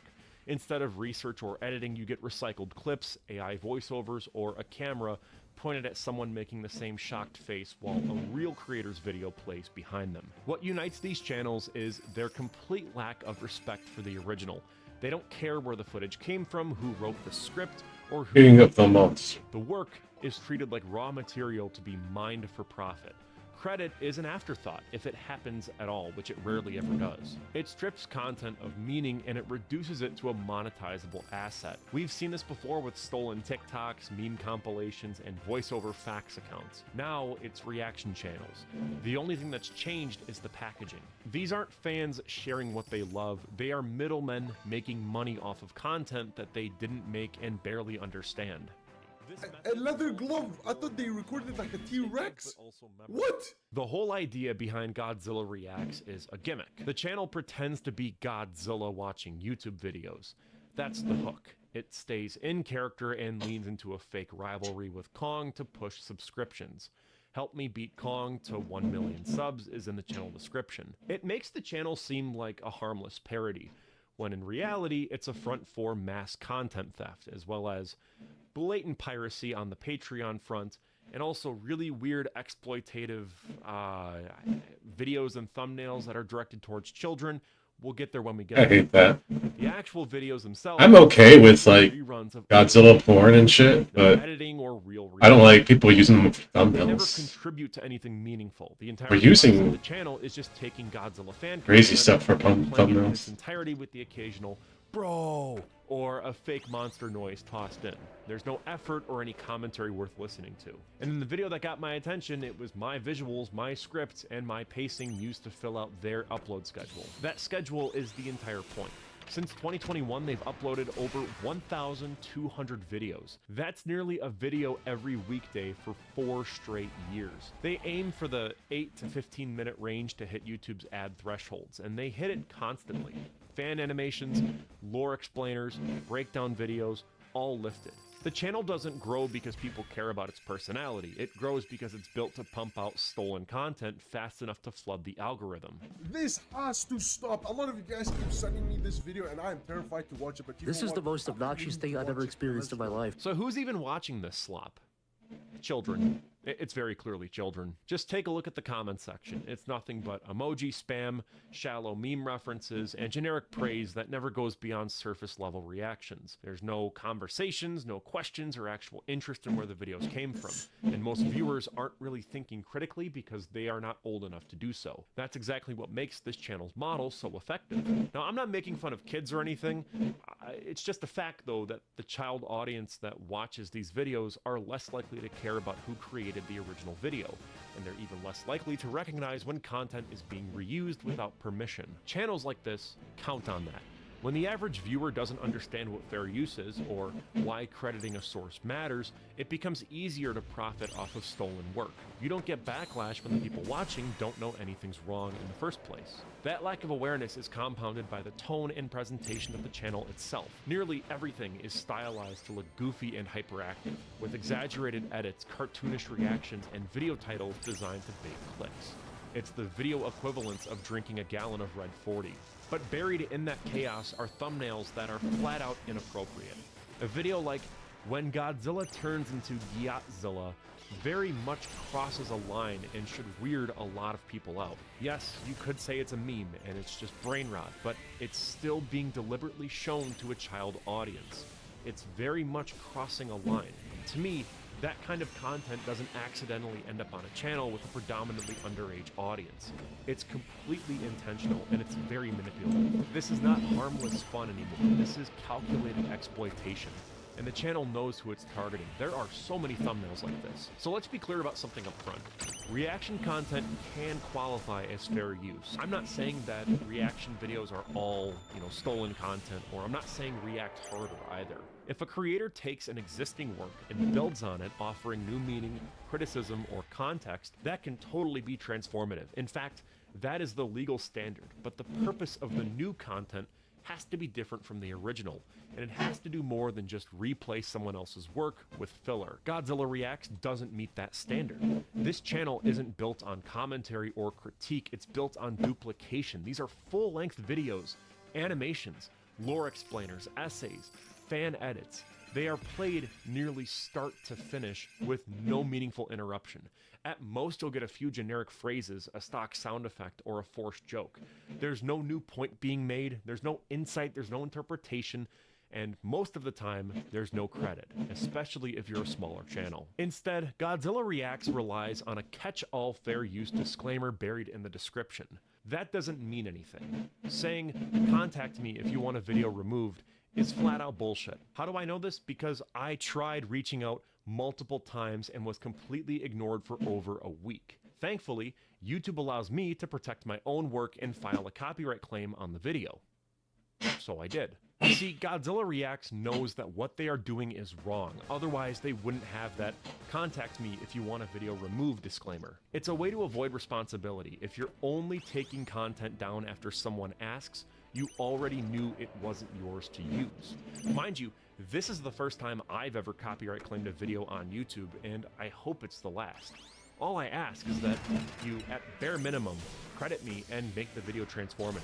And yes, before anyone tries to flip this around on me, I have used copyrighted material before in the past, and I will continue to do so. I've covered Godzilla films, I've reacted to fan projects, I've even featured full clips and breakdowns, but again, the way I use third-party content and the way that Godzilla Reacts uses third-party content are night and day, since my videos don't serve as a replacement for the original work. I'll give you a very specific example. When I talked about Shelter 54 by Lost Utopia Films, I didn't sit back and just let it play. I would pause very frequently, I analyzed, I explained how I thought it was made, I broke down the story, the structure, theorized and drew connections to Godzilla's pre-existing films, I made connections to real-world history and geography, and I shared my perspective as a filmmaker. Again, I like too how this kind of builds off of the Godzilla, the series, and how this version of Zilla has that, I don't know if they call it atomic breath in the actual show, but, like the green fire breath. All the little details in this are just so fascinating to me. We're going to go back a little bit to it. The same goes with retrospectives. They are not substitutes for the movies themselves. When you watch my Godzilla retrospective, I use a little bit of the movie for clips just to show what I'm specifically talking about. But otherwise, it's almost 99.9% original content. These are structured research essays. Yes, I use clips to support a larger argument, but it's not to replace the source. The commentary that is written, spoken, and edited by me is ultimately what drives the piece, and it's why people tune in. Without it, the video flat out doesn't exist. That's the line. If you're transforming the work, changing its meaning or function, then it has a legal and creative purpose. But if you're just pressing play and adding surface level noise and bruh sound effects and then cashing in, that is theft, not fair use. And the more you pretend otherwise, the more normalized this behavior becomes. The visual strategy behind Godzilla Reacts, this just feels cheap. For clicks, and that's it. Thumbnails are overloaded with red arrows, distorted faces, and sexualized monster designs meant to. I mean, they should have had a flyer, I guess. Into caps lock and forced exaggeration. It's the standard. None of this reflects actual fandom, in my opinion. Videos jump from Godzilla to Skibbity Toilet to TikTok memes without any hesitation. This is not a curated space for kaiju fans, it's a channel willing to pivot to whatever is trending if it keeps the numbers up. The goal is visibility, whether the subject is Godzilla or Roblox or a toilet-headed meme, it doesn't matter. What matters is what performs. And this kind of content packaging makes the channel impossible to label as a Godzilla fan channel. It pretends to celebrate niche interests while actively diluting them. It's the kind of branding you see on the lowest common denominator reaction channels, with chaotic, unoriginal, and tailored to whatever's hot this week. There's also no moral high ground here. This is a business model first and foremost. Based on average views and YouTube's ad rates, Godzilla Reacts likely earns somewhere between $2,000 to $6,000 a month in ad revenue. And that doesn't include Patreon, where the channel has over 450 paying supporters. And to me, Godzilla Reacts Patreon feels like a lawsuit from Toho just waiting to happen. Tier 1 is called Bow to the King, and it costs $1 per month. For that price, you get your name listed at the end of a video, the occasional live stream access, and the promise of playing games like Roblox with the creator. It's mostly harmless stuff. It's actually what I offer for my own channel membership. Most people do this kind of stuff completely fine. The real issues, though, begin with Tier 2. The $3.50 tier, titled Legendary Fan. This advertises access to full movie reactions. You're told that you'll be able to watch with me, join a private Discord server, and again have your name shown in the credits. The wording is vague, but the intention is very clear. If you pay a few bucks, you'll be able to watch full copyrighted movies with this person. And then it comes to the $10 tier, Burning Mode. This one promises everything from the previous tiers, but with more frequency and faster responses. It doubles down on the premise of movie reactions and private Discord streams.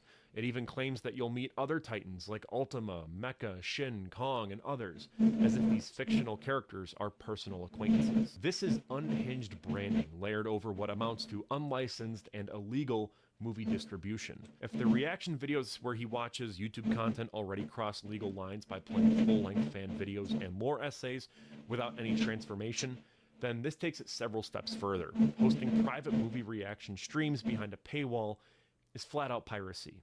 It doesn't matter if there's commentary, it doesn't matter if it's in Discord, you don't get to charge people for access to copyrighted films that you don't own. Even then, Godzilla Reacts flat out just has the movie Godzilla Planet of the Monsters available to watch without his reaction, meaning he is quite literally distributing this movie illegally with a cheeky description reading, "Just click the link and watch the full movie. Hope you like it." What's baffling is how casually it's all presented.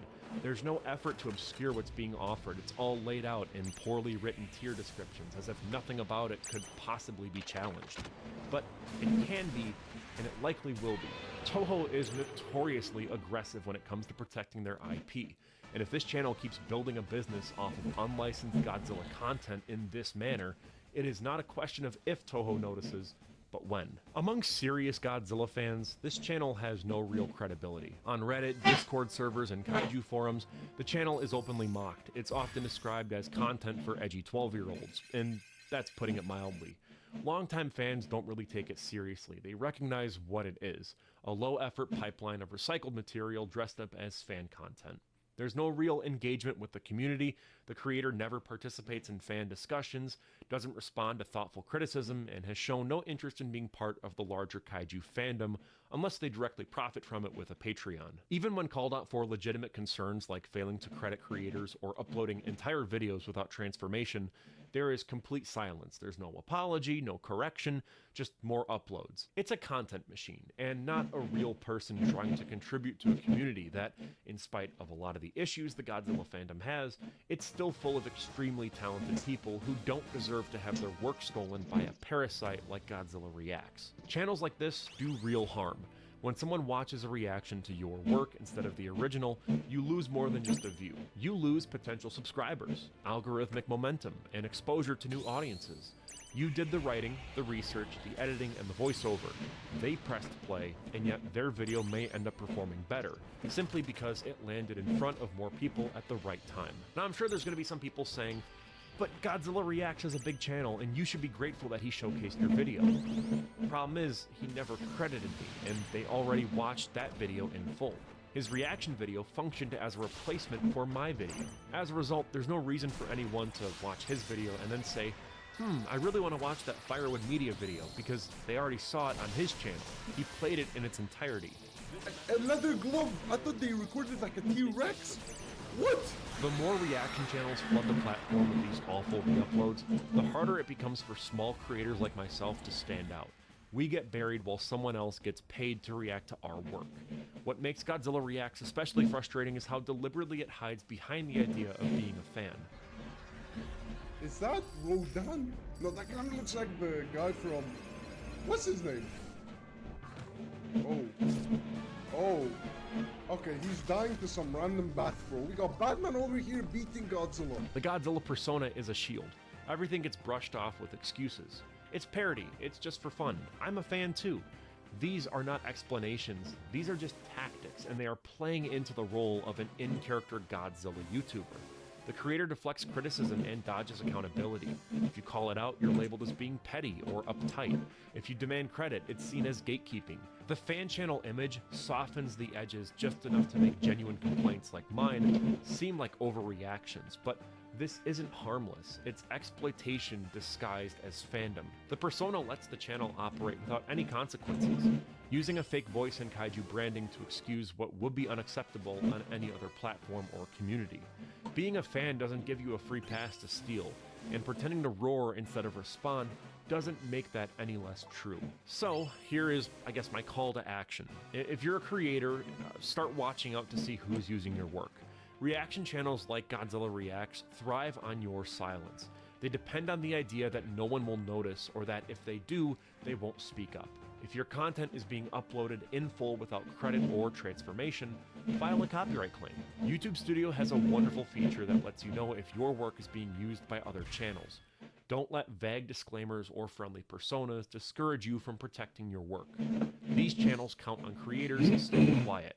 It's that silence that allows them to keep doing this unchecked. And if you're just a YouTube viewer, take a moment to ask yourself what you're actually watching. Is it something original, or is it just a replay of someone else's effort with meaningless filler on top? The easiest way to support creators is to seek out the original work. Watch the source, not the shortcut. If you see channels profiting off of other people's videos, say something. The only reason this keeps happening is because no one's holding them to a standard.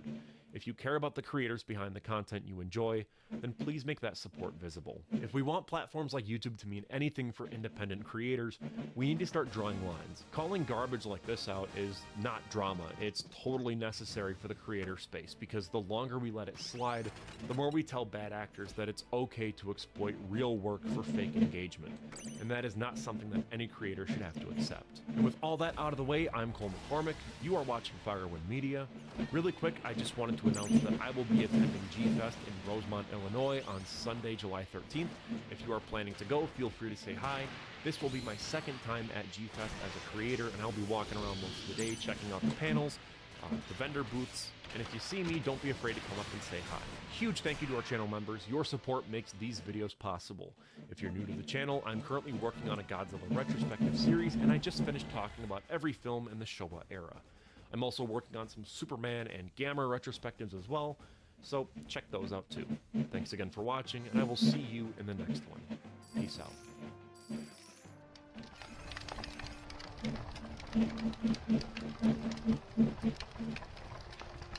Oh, I hate that stuff. I hate when people take your stuff and just misinterpret it or try to make money off of it. I had that happen to me. I've had to In 2017, Justice League file claims, but I do need to do it more. Because these people are just like not talented at all. They're just content farm.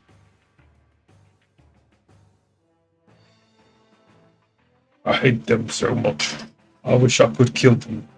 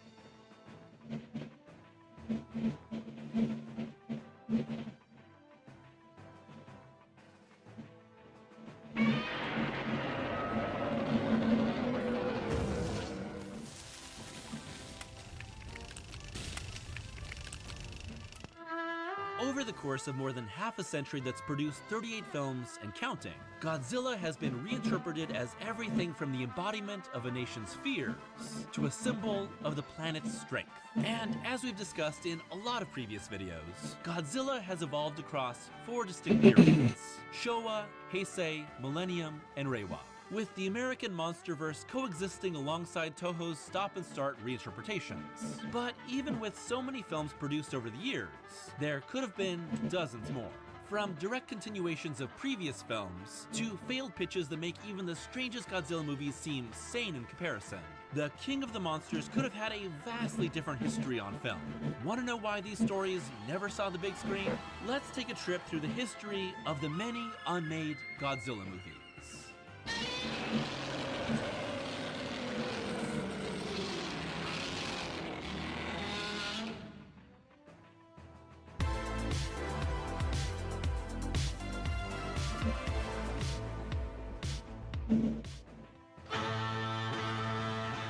Once Toho made their first Godzilla sequel with Godzilla Raids Again in 1955, the sequel pitches started flowing. The first of these unmade sequels is Bride of Godzilla ? Written by actor Hideo Unagami and given unsolicited to Toho producer Tomoyuki Tanaka, with 2 more drafts written before Toho passed. Here, the Godzilla Countermeasures Center creates the giant humanoid robot, the Bride of Godzilla, to pursue the kaiju into the Hollow Earth. Bride of as well as a Godzilla. human-sized robot named Eve. Cue a mermaid family, giant fleas, a second Anguirus, a giant octopus, and a climactic fight between the bride and Goji, where the two nearly get it on before the military detonates an atomic bomb inside the robots, sealing off the Hollow Earth and leaving Godzilla's cock-blocked fate ambiguous. In 1978, Tanaka had Bride rewritten during the ongoing Godzilla hiatus between the Showa and Heisei eras, with writer Hidechi Nagahara changing the Bride into a robotic female Godzilla, makes more sense, and retaining the giant flea, which would lead to Shockirus in the eventually made Return of Godzilla. After the success of King Kong vs. Godzilla in 1962, its screenwriter Shinichi Sekizawa quickly went to work on another, titled Continuation: King Kong vs. Godzilla. Here, a brand new cast of characters rescue a child from a mysterious island where Kong lives. But due to the ape's bonding with child, he pursues the fleeing rescue mission off the island. Godzilla is first encountered dormant and possibly dead under the sea due to his fight with Kong in the last movie, with his body taken by an amusement park. However, nothing can revive Godzilla until Kong's electrical powers, remember those? Restart the kaiju, leading to 2 fights, and the efforts of both the military and the family being chased by Kong to stop the monsters. Eventually, Kong and Godzilla fight in an exploding volcano, with the volcano's eruption consuming both of them, an inconclusive end typical for Godzilla movies of the time, with the script noting that Kong and Godzilla's fight had exposed the ugliness of society, with nations refusing to help the family pursued by Kong out of fear for their own safety. However, Toho decided to not pursue another monkey vs. lizard movie, and instead attempted to make King Kong vs. Godzilla was originally envisioned as King Kong vs. Prometheus by Kong co-creator Willis O'Brien, with the ape fighting a giant humanoid created by Dr. Frankenstein's son. However, legally shaky production deals with Toho led to the concept being reworked into King Kong vs. Godzilla. Once sequel efforts fell apart, Toho returned to the Frankenstein idea. Frankenstein vs. Godzilla, written in 1963, acts as a sequel to Mary Shelley's Frankenstein, with the heart of Frankenstein's monster somehow pulled from the creature and shipped to Hiroshima, irradiated by the atomic bomb, and quickly growing into a massive humanoid. The monster's rapid growth causes the JSDF to worry that it will soon start eating humans, and, in their fear, they turn to Godzilla. Still trapped somehow in the ice from the end of Godzilla Raids Again, the military lure Goji into a fight with the monster, giving Godzilla a face turn a lot sooner in his filmography than what would actually happen. Much like the end of the scrapped Kong sequel, a convenient volcanic explosion swallows up Frankenstein's monster and knocks Goji into a river, sweeping him away. Pretty underwhelming. Toho then decided to have Godzilla meet the recently debuted Mothra instead, and Frankenstein would eventually debut in 1965's Frankenstein vs. Barugon, which uses the atomically irradiated heart plot.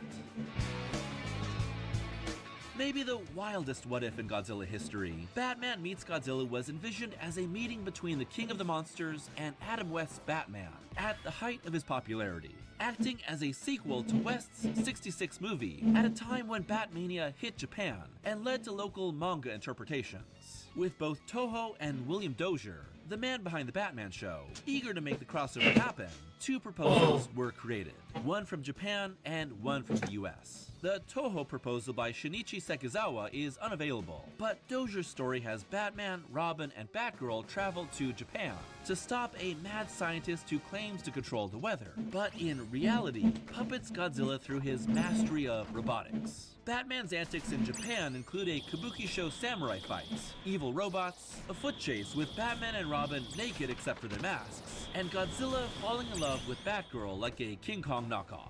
Eventually, Batman fights and defeats Godzilla by tricking him with a fake female Godzilla mating call and knocking him out with a bomb to the face. To permanently solve the problem, Japan builds a rocket around Godzilla and blasts him into orbit for good, which is, maybe not coincidentally, the conclusion to the original Gamera, released in 1965. But the quickly declining popularity of Dozier's series, which was cancelled by 1968, acts the possibility of what would have been an unforgettable Hello, Jia Bao and Yugen. Godzilla movie. My build is Yoshimitsu Banno's Godzilla vs. Hedorah in King Ghidorah 2019 a tease for the Smog Monster is my leader. And for a time, Banno was set to return to the Are they? franchise in 1975. At first having Goji fight the giant starfish Gezira, and then proposing a direct Hedorah sequel set in Africa, where the monster would I can take a look at it in a second. I might lose this one. However, producer Tanaka despised Hedorah, and eventually replaced Banno with the returning Ishiro Honda for Terror of Mechagodzilla at the end of the Showa era. Banno never gave up on his dream of another Hedorah movie, and will touch on his journey more later in this trip through history.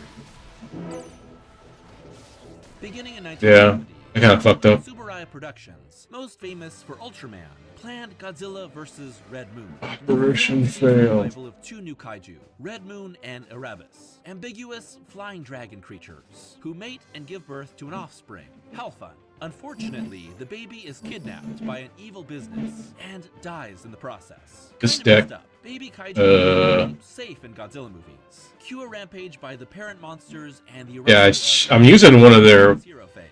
Saving the rented day pieces, I guess you could say, That's because my man is for the cool. season. He's tough. He's powerful. So He's the best. this piece is usually like level 2 or 1, I think. Companies work together to Daigoro versus Goliath. Yeah, Trains, Super Godzilla, Despite 1972's Godzilla Mechagodzilla, I mean, being released only Agora, a year after Hedorah, Psychics, there were Horus, several unmade scripts that led to the final Super movie. X. Super X has been winning me a lot of matches. Space monsters, Earth defense. Which Godzilla is this? I think that, yeah, Tokyo. This is another one that's Alongside King Ghidorah and Gigan, over leveled at the moment because of the season. named Miko. The return of Vanilla. Ghidorah exclamation point This one too. has King Ghidorah, Gigan, and Mogu as the invading monsters. With Godzilla, I didn't realize Antarctic Awakening was a new one. Godzilla vs. Gigan, the return of King Ghidorah exclamation point. I got my air base, King Seaside. and Megalon invade and fight the heroic Godzilla, Anguirus, and larval Mothra. Further refinements And some battle memories focusing on my special. In 1973, the film that would become Godzilla vs. Mechagodzilla went through multiple iterations. The first being Giant Monsters Converge on Okinawa, Showdown in Zanpamisaki, by Shinichi Sekizawa and Jun Fukuda. Here, aliens from Garuga set on conquering Earth send a robot monster named Garugan to Nice. Japan, where it fights with Godzilla, Mothra, So what is your and best The units? script was written by Sekizawa and Masami Fukushima, Dang. retitled Showdown in Zanpamisaki, Godzilla vs. Mechagodzilla. With Garugan becoming Mechagodzilla, Mothra replaced by a new monster, King Balgon, and Gigan was added. Another rewrite was Let me look at the them for story a as second. Godzilla vs. Mechagodzilla. Ones that I really like using all the time. Caesar and Gigan Just because I have them leveled as well. Now enter the 9-year period between the Showa and Heisei eras, where Toho King Ghidorah. resurrect their star. For a leader, I like him because they're really a high tier for leaders. Him and Shin. I like Trains a lot. I'm starting to like Super Mega Godzilla, but you need them leveled up to be useful. I like Meguro a lot because you can just put them anywhere on the map. They win me games a lot, but like I said, you gotta level them up to get anywhere. King Caesar is really strong. He'll die really fast though. He has like no HP, but he does lots of damage. Toho decided against it and a US collaboration with UPA Productions in 1978 that went I kind of like the satellite dish. Sometimes that helps me early on. A short story titled A Space Godzilla was published in Starlog magazine. Based on a rejected script that opened Angus is good for a little 2-star tank. up on a Japanese shore. He's not the best, but he's alright. Godzilla's brain is then removed and communicated What else with do I a like? psychic, revealing that it's Trains, I love. an alien from I love this thing, but it's really hard to actually make useful, so I would not recommend it. what to do with the monster. Godzilla is reassembled. Some people use kids really useful. Back to her home planet. Kids can be really used very effectively, but The planet Godzilla I don't know any good strategies with kids. humanoid Tsunarian aliens. I like Showa Mecha Godzilla because Husband, Kunin, and his of its as a leader, more as a unit. I don't think I need to explain why they did I haven't really saw much use of it as a unit, but I like it as a leader a lot. It's one of my favorite leaders. Here's the first. I like Ultimate Godzilla, and have a long range to have a good leader. Yeah. During World War III in the year 1980X, with the war interrupted by the arrival of godlike aliens who resurrect Godzilla as I like either King Ghidorah or I prefer Mecha Godzilla because King Ghidorah is like kind of cheap to me. But wait, now the aliens But down Jesus. I do like Mecha Godzilla when I try to play fair. Godzilla and Crazy Jesus then But I'm trying to get to. I want to get to the. in a screen projected above the Great Pyramids. That this I want to get to the max rank 66, I think. Godzilla becomes a sphinx. I got to 60 last season, I think, but then they de-rank you. Holy shit. Next we have Shinichi Sekizawa's Godzilla I don't know what else I like. the Oscar Forest in the late 70s. Set in the year 2000, where Godzilla is sedated deep underwater and Japan has created the enormous supercomputer known as the Oscar. I mean, other people find use out of some of these other units, like Scar King people really like. But since I don't have these leveled, I can't really use them that much. Or I don't want to use them. You know where this is going. The human heroes I wish they would have ways of leveling without having to collect pieces. Because you don't really get 4-star and while that the often. drafts were written, this one didn't get far. There are two separate unmade So you have lots of 4-stars that are like really good, but you can't do anything with them. was proposed by Tanaka and Akira Murao, which ignores every movie except the original. Here, a monster from Chinese myth called Bakan awakens, which can shapeshift between a sea creature, monkey, and dragon, while radioactive waste dumping in the ocean awakens a sleeping Godzilla. Eventually, Godzilla destroys Bakan by siphoning power from a nuclear reactor, only to then target Tokyo. Japanese forces are able to destroy him by luring him to an island and initiating nuclear fission within the kaiju that blows him up. However, the film's predominant theme of nuclear danger is solidified in the film's ending, where I wish my Ultima was higher. Ultima's really good, but after several rewrites, Akira my Ultima's like 1 or 2. Hara created a brand new resurrection draft Oh. very similar, but with Bakan For as many 4-stars as they keep releasing every season, they should let you, or they should give you more, or make them cheaper when they go on sale in the store. Godzilla and its ties to the original, ending the hiatus and beginning the Heisei era. Like, look at that. Fucking Caesar just destroyed. Caesar soloed that whole match. That's how strong Caesar can be when they get to the leader. They will die fast, though, if they're not leveled. But this was apparently done without approval by Toho, who And Caesar, he's like one of the few units that just starts running. He goes into, I think it's called Assault Mode.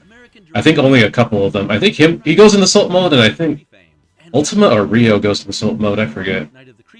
Do you play the combo of kids burning Godzilla? It's so fun to play. Oh, I have not. That sounds crazy. story is mostly set in the US. I need to level up my kids more. Is enraged by the death of its baby. I like kids is fun. Kids is really fun.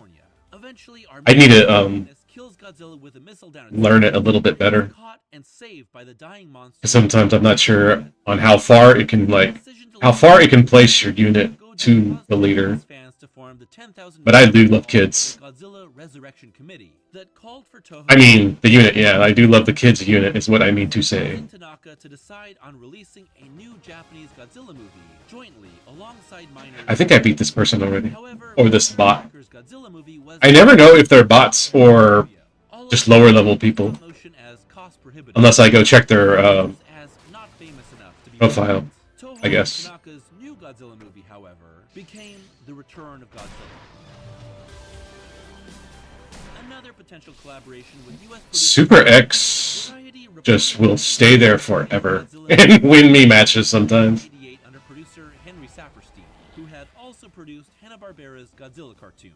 The choice behind animation was due to UPA wanting a smaller budget for their movie, with animation done in Japan and pre- and post-production done in America. And while this Gatsuki, they need to have Hanna-Barbera Godzilla as a unit. It never moved forward. Oh, this person beat me. In 1991, the story that would become the third Heisei movie was designed to be a sequel to both Biollante and Mothra vs. Bagan, which was also never made. The underperformance of Biollante, a crime, that movie rules, caused Mothra vs. Bagan to be turned into Godzilla vs. Bagan, and then cancelled altogether in favor of a remake of Godzilla vs. King Kong, where Kong would be turned into a cyborg by an evil lady scientist he had fallen in love with. But legal issues blocked this from happening. Did it leave it with 1 HP? Okay, it's dead. Man, I hope to see Final War Gigan have a chainsaw arm. Oh yes. That'd be so awesome. I wouldn't mind Gabra. If Gabra came in the game, they should be like a 2-star unit or something. Gabra's just a personal favorite of mine. Leading to multiple battles as the twin moths both evolve. There's also a psychic lady that can merge with the moths to control them, and Godzilla is eventually dragged to the bottom of the ocean by a fully evolved Mothra and a cocoon. If some of these elements sound familiar, it's because the concept would be reworked for the Patra, including Godzilla vs. Mothra in 1992. The last few years of the Heisei era saw Toho take an enormous amount of pitches as they wound down this incarnation. Monster X. Some were pitches, some outlines, some full-fledged scripts, with many rewritten and reworked into new versions that were also not made. Here's a rundown of many of those concepts, all between 1992 and 1995. Godzilla's counterattack has terrorists plant a bomb inside Godzilla that turns him into the unstable Red Godzilla. A lot like the eventual Burning Godzilla. A crack team is shrunk down and injected inside the King of the Monsters while he battles Mechanicon. Mecha Mothra was a proposed sequel to a version of Godzilla vs. Mothra where Mothra dies at the end, only to return as a cyborg here. Godzilla vs. Berserk acts as a pseudo-Mechagodzilla movie, with a crash-landed techno-organic alien growing massive and copying Godzilla, with humanity fighting both in the Super X3. Godzilla vs. Mechagodzilla Metallic Battle is basically Godzilla's counterattack, but with Mechagodzilla instead of Mechanicon, which I mean, like, yeah, duh, of course that's what you're gonna do. Whenever I play against Shin, I always have to stay locked in, because I know that their special's gonna really screw me up. Oh god, here comes. Godzilla vs. Astro Godzilla is an early draft of Space Godzilla that includes I think Gabara will be 3-star units like Showa.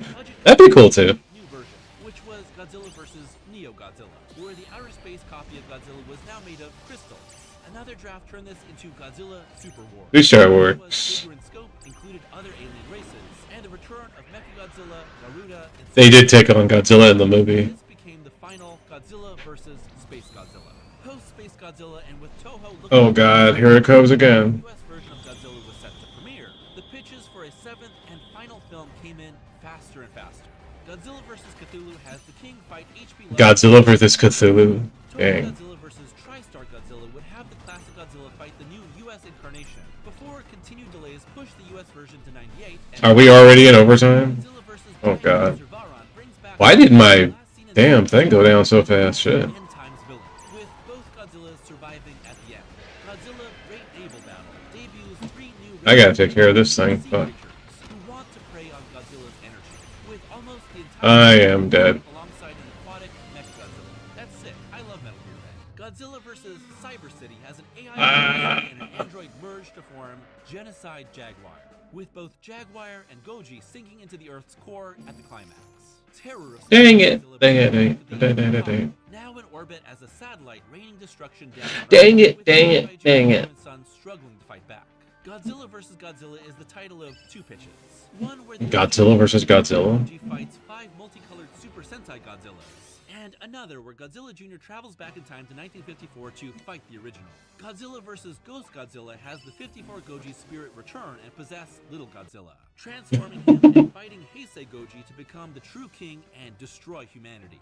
Godzilla vs. Baragiris also has the 54 Goji Ghost, now possessing a new kaiju named Baragiris, which is basically an amalgam of Anguirus and Baragon. Godzilla vs. Chaos is Godzilla and Little Godzilla against a new space kaiju named Chaos, fighting over who will absorb... That's Chaos from Sonic Adventure. Godzilla vs. the Divine Beast has a kaiju inspired by the Indonesian demigod Garuda fight Godzilla to erase evil from humanity's hearts. Godzilla vs. Bagon was again pitched, with Bagon having been turned into the final boss of the Super Nintendo game Super Godzilla in the time since. Godzilla vs. Godzilla... I need to play that sometime. Super Godzilla. I never actually...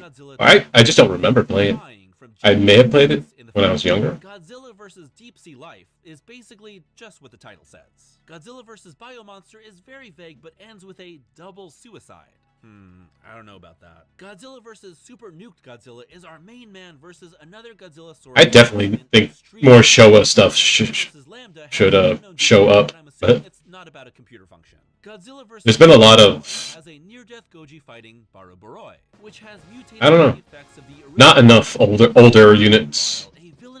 Or older movies lately. Baroboroi slowly grows and mutates by consuming animals including Anguirus, becoming bigger than Godzilla and growing multiple heads. In the end, both die, either in battle or due to the use of the Oxygen Destroyer. Obviously, this was rewritten and became Godzilla vs. Destoroyah, one of my favorite Godzilla movies, ending the Heisei era. And that's 26 different unmade Godzilla sequels all pitched in the span of 3 years.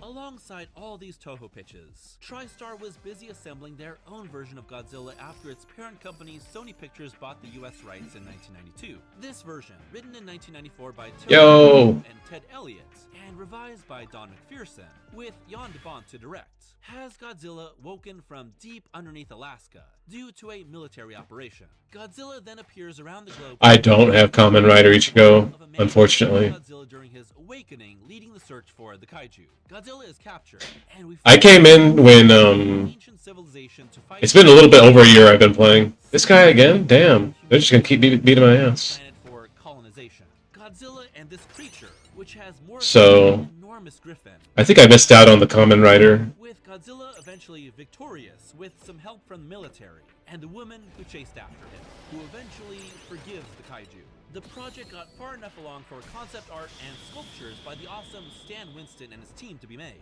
With this Godzilla kinda looking like a duck, disagreements between writers, director, and studio over the proposed budget, which would have been at least $100 million, caused de Bont to leave the project by the end of 1994, which led to TriStar hiring Roland Emmerich and Dean Devlin. The rest is, regrettably, history. But why do they keep fucking doing this?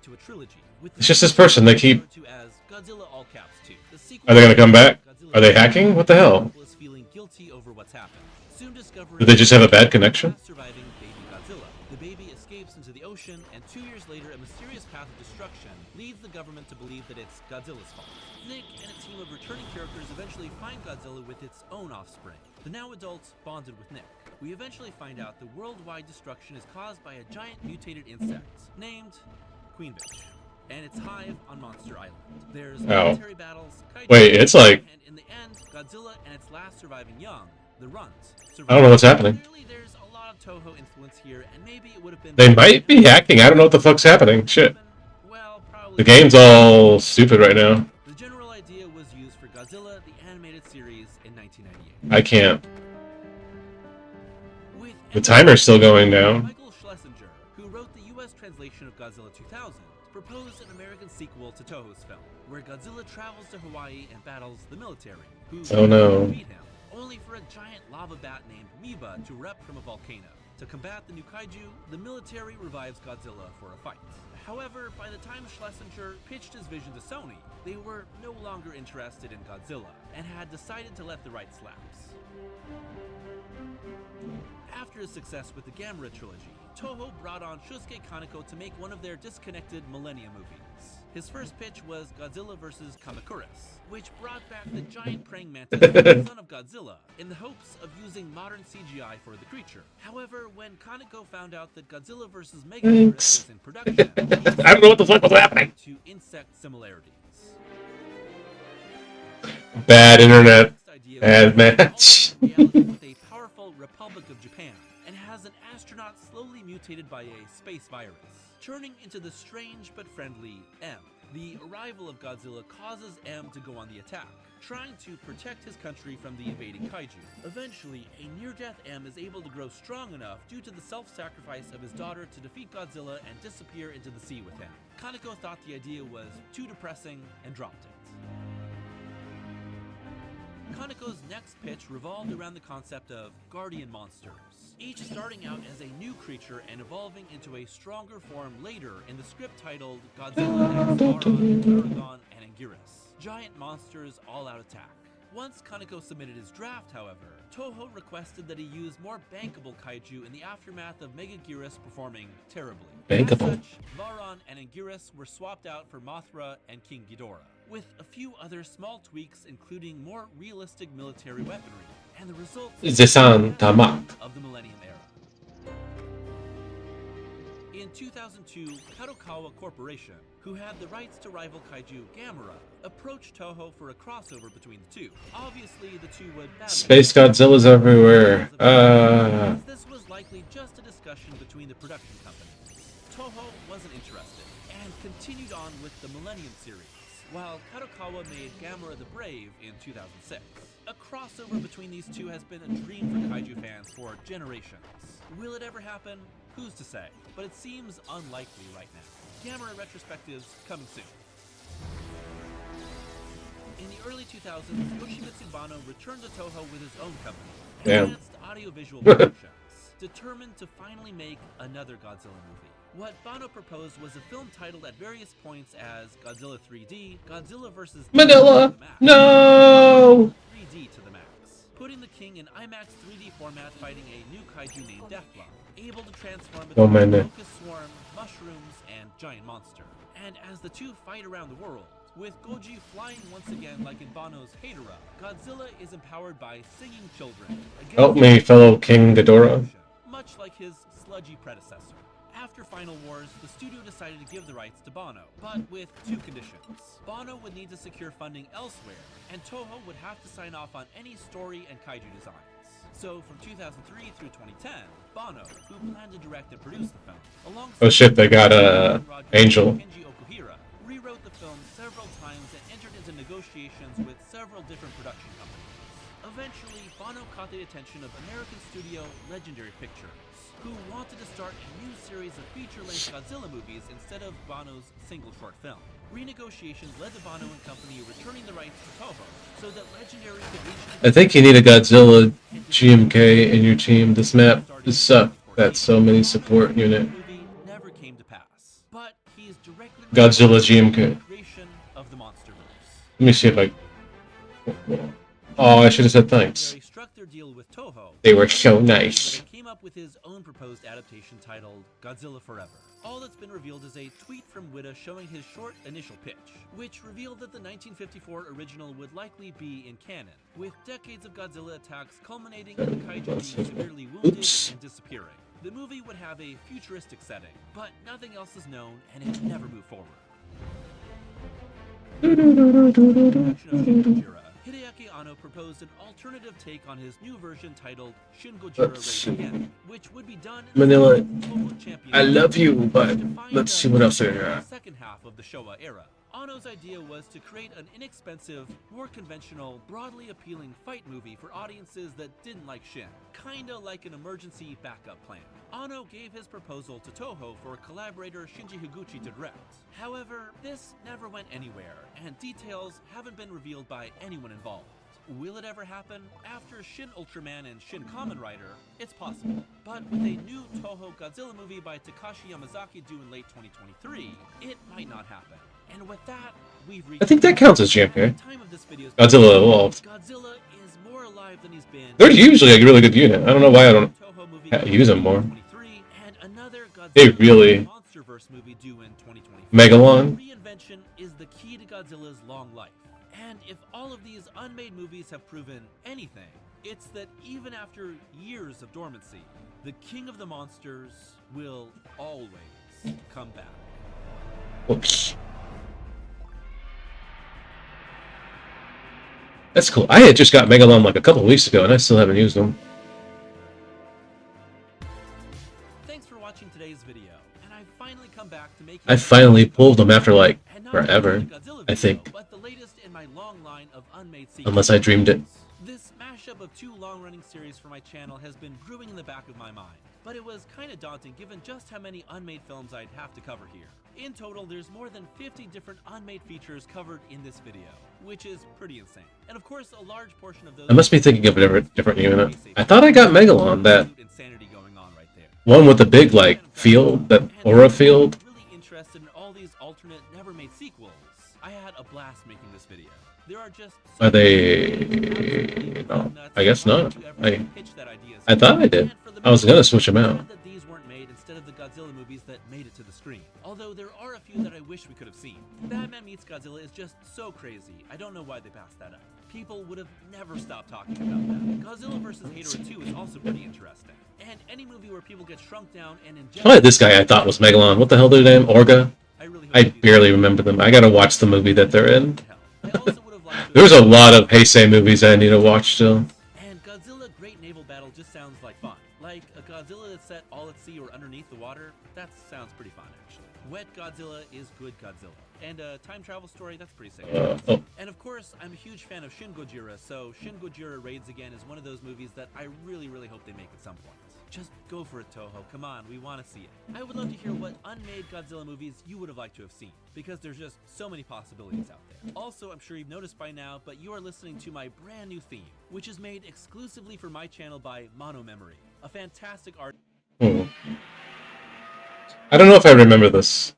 Yeah, it's a very good time to be a Godzilla fan. The biggest Japanese monster of all time on the big screen again for American audiences. I kind of remember this. To see Mothra, Rodan, and King Ghidorah. But if you want to know what that's all about, Did you really say that? Ghidorah? And King Ghidorah. But if you want to know what that's all about, where it all came, Rodan and King Ghidorah. Ghidorah? That's all about where it all came from. You want to catch up on all the Japanese Ghidorah? films? Well, that's easy. There's only Unless, I don't know, maybe they say it different. I haven't heard it in the Japanese version. I only ever hear Americans say Ghidorah. I don't know if I've actually heard the Japanese version. I don't know, it's weird. Hearing him say Ghidorah, hearing it say it pronounced Ghidorah. King Kong vs. Godzilla is not to be mistaken with the upcoming Godzilla vs. Kong. Godzilla vs. Mechagodzilla 2 is actually the third to feature Mechagodzilla and different from Godzilla against Mechagodzilla. Then there's Destroyer. That's when it gets a little confusing, the Mechagodzilla movies. All-out attack, god damn! And don't forget the Zone Fighter series, the anime trilogy, and while we're at it, the animated series based on Godzilla 98. How many are called Godzilla now? Godzilla 54, Godzilla 84, which is called Godzilla 1985 in the USA. Then there's Godzilla 98, Godzilla 99, which is called Godzilla 2000. See, it's like a car. It's named after the next year. Then there's Godzilla 2014, and now Godzilla King of the Monsters, which was the American title of the first Godzilla. You got all that? You good to go? Okay. Well, yeah, it can look pretty intimidating, but don't worry about any of that. If you're new to Godzilla... You say the Japanese way to say Ghidorah. That's what I was thinking for a second. He was probably pronouncing it the Japanese way.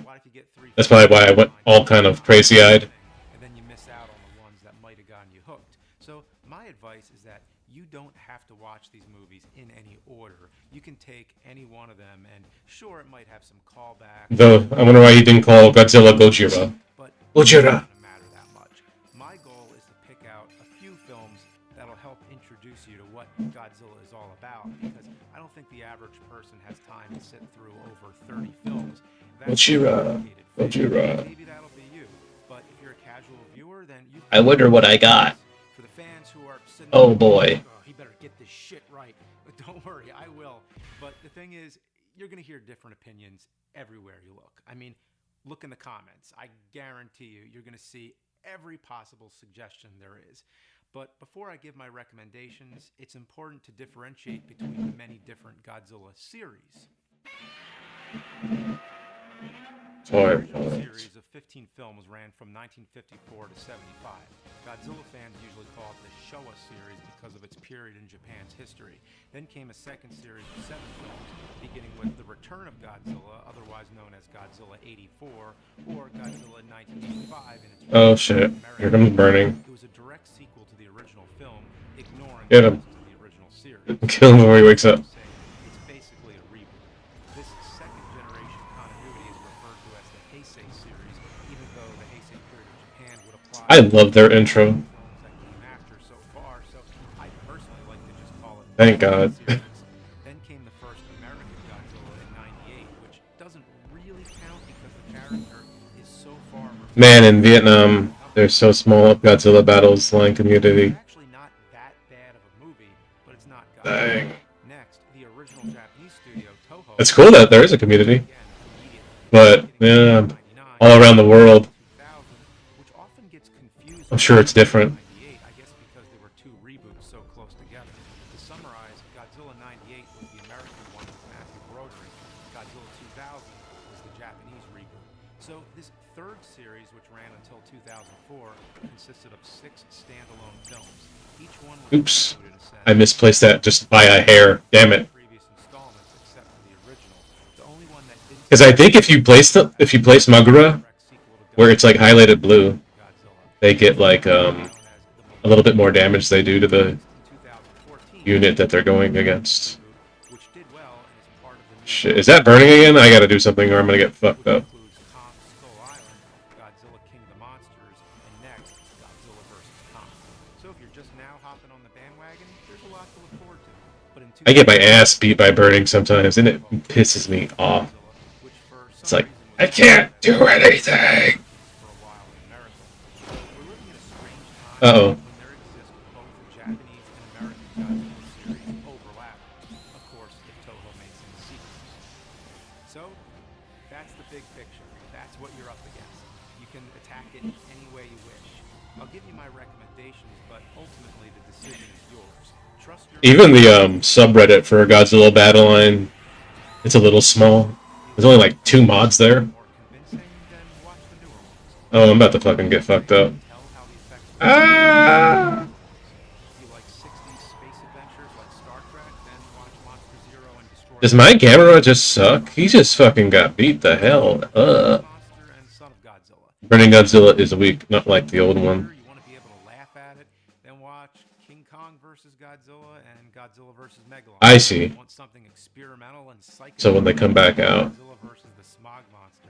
You want non-stop action, then watch Godzilla Final Wars.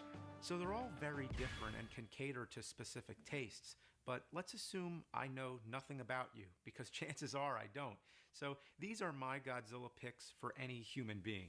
I'm going to pick 5, and if you have time to sit through 5 and like them that much, then by all means keep going. The Godzilla verse. Based on the following criteria. I'm probably gonna go out and check for. I'm gonna go by the comic book shop. There's a local comic book shop where I live, and they have Godzilla comics. Sometimes, or new Godzilla comics. Second, I'm only talking about the live action films, not any other medium. Next, I'm looking for films. I thought I had one around me. I want you to be engaged with the human storyline, not just the monster sequence. Undoubtedly, there's a little cheese factor here and there, but I'm staying away from anything too. Maybe my cat stole it. Oh god, I'm about to get beat. Godzilla verse. Help. King Caesar.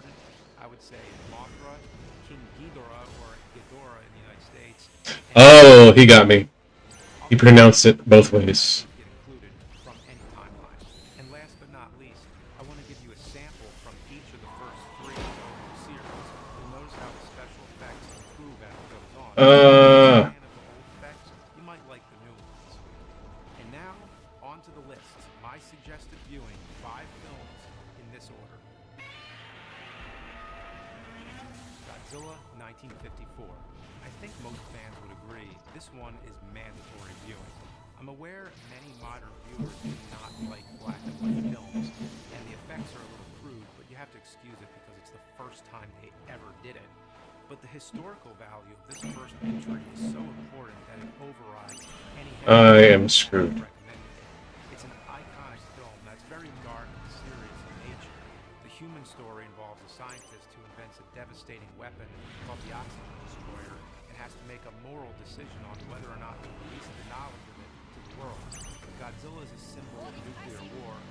Kiryu! Ah! That's what Godzilla is about, and that's This game. the original is the best choice. You have 2 versions to choose from, the original Japanese version and the American re-edit with new scenes starring Raymond Burr.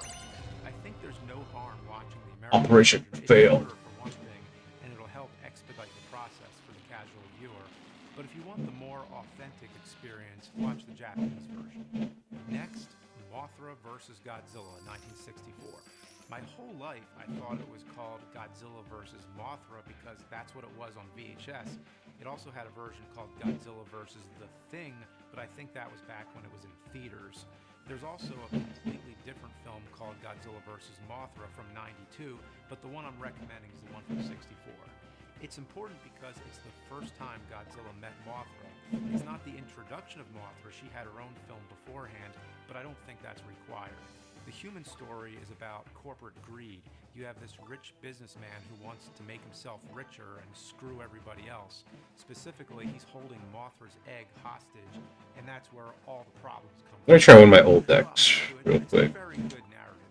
You also see the military fighting Godzilla, only to find that he's invincible, and it's like fighting a force of nature, which is one of the key components of the franchise. In Vietnam, to buy comic book of Godzilla is so rare, like no comic, some Marvel or DC comic book. Oh, damn, that sucks. I'm sorry. Godzilla without Ghidorah is like Batman without the Joker. Ghidorah's origin story gets reinvented with each series, so it doesn't matter that we're skipping the first, even though the first is highly recommended too, and it was a tough choice, but I'm picking this one. And a word of advice, all the Ghidorah introduction films tend to be among the It really sucks that it's like that. That so it's a really tough so much variety of comics that are like just available over here, and then everywhere else it's just like restricted because of either politics or importing issues or whatever it is, usually why it's not allowed. Because we're getting so many Godzilla comics now. There's been this like really big surge of like Godzilla content lately, the past like couple of years. It's been really big. And there's been so many comics. Both DC and Marvel have been putting out Godzilla collabs. I've never seen so many Godzilla collabs. It's just, I don't know.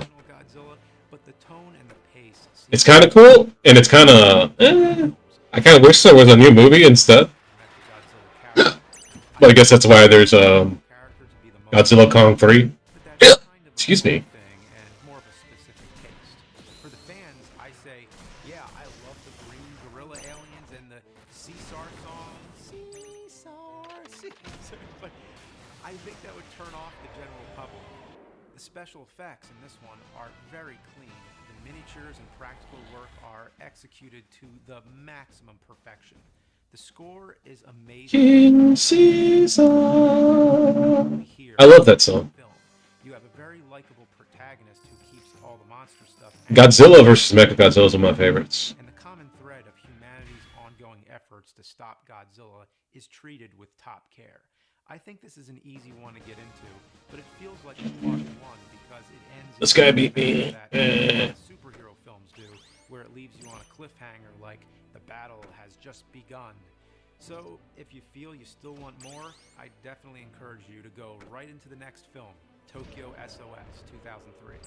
This continues the Mechagodzilla storyline, but adds Mothra into the mix. It draws some parallels to the Mothra versus Godzilla plot, but you can now see how it looks with a bigger budget and modern technology. The destruction is top-notch. When monsters knock each other into buildings and you see it crumble, it just feels right.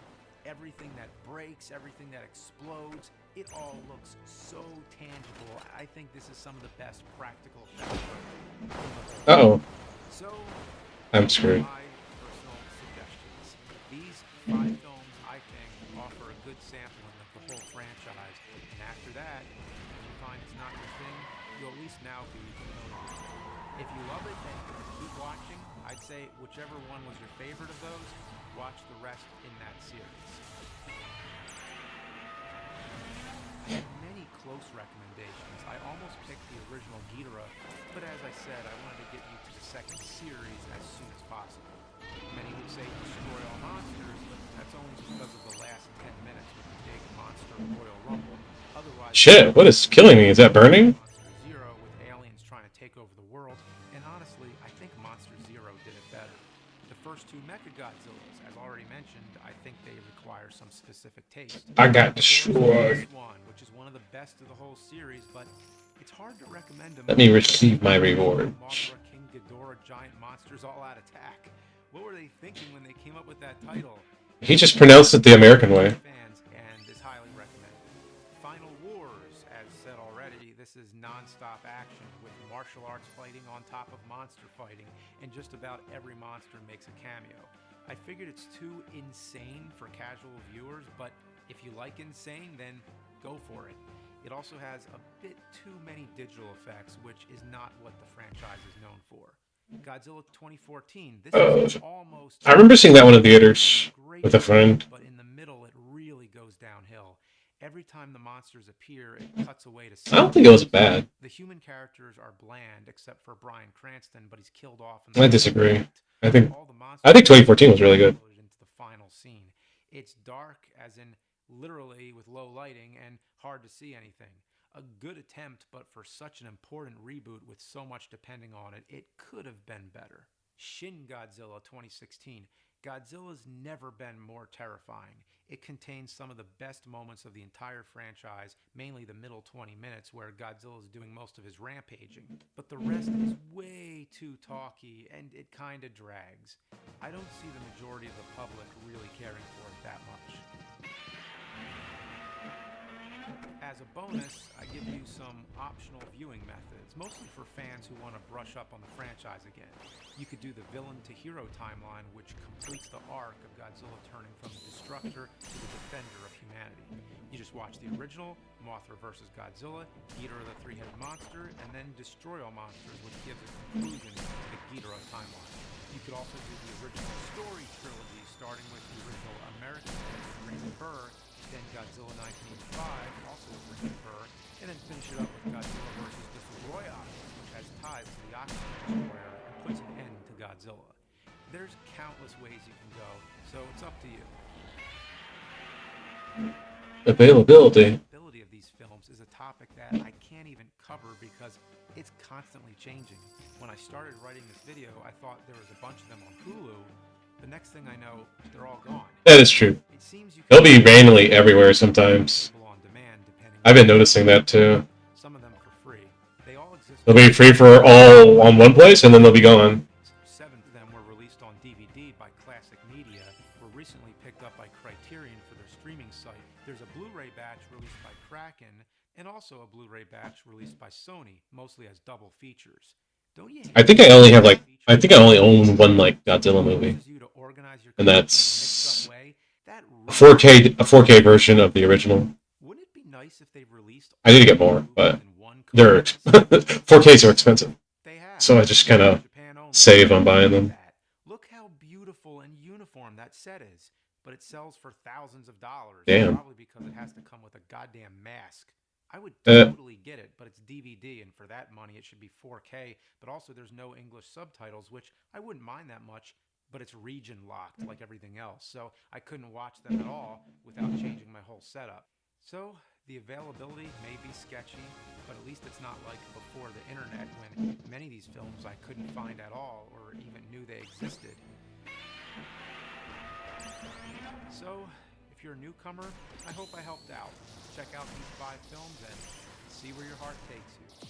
Closing words. Why'd they not make new Godzilla Heisei unit like Manda? I never met anyone who was a fan. These movies were laughed I know, right? associated with bad dubbing and rubber suits. I felt I had to stick up for these films, but now it seems the King of the Monsters has finally gotten his much-deserved respect.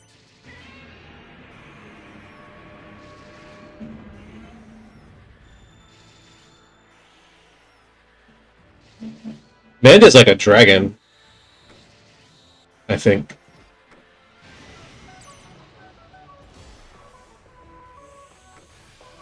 That'd be cool. Godzilla hates dragons. There needs to be more variety of dragons than just Ghidorah. Different forms of Ghidorah every season.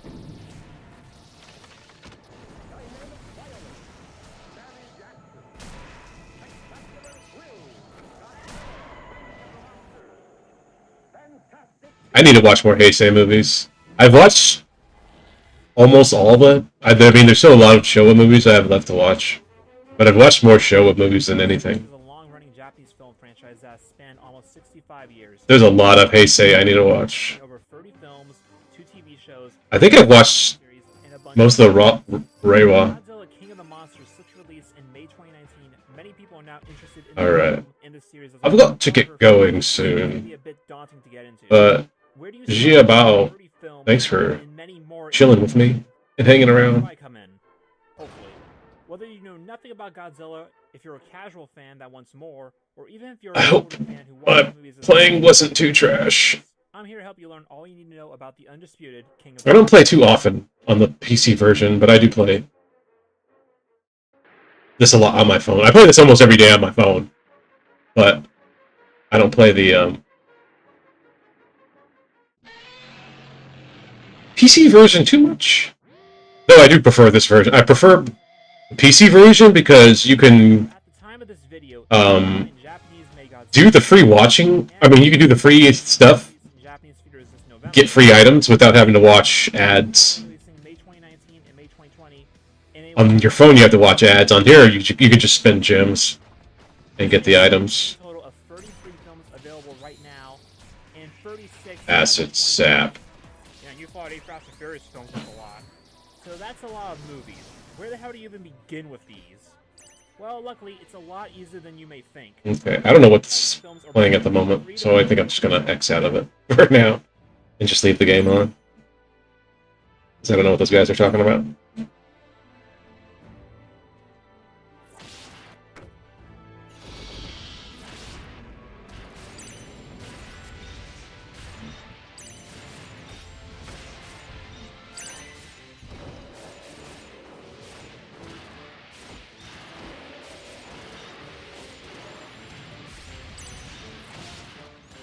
I am always playing this on my... If there's like somewhere that I'm just having to wait, I am going to be playing this on my phone.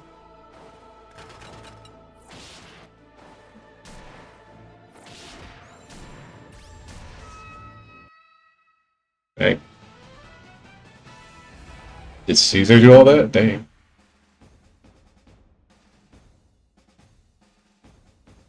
Will I get level 68?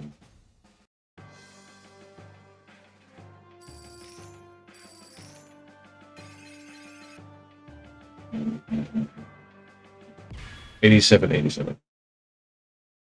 My Godzilla has his Fatal Fury hat on the top.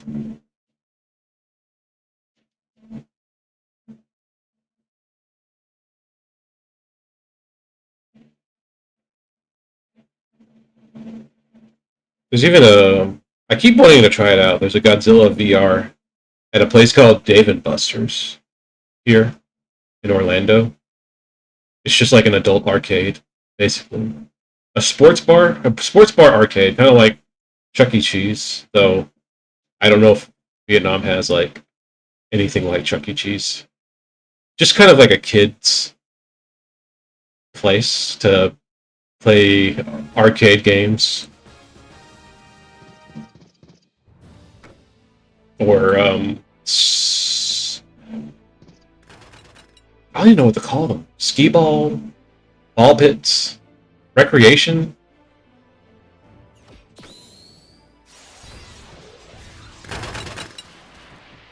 Fun centers. I don't know. I go to Dave & Buster's sometimes. Not that often. But I want to try out the Godzilla VR that they have there.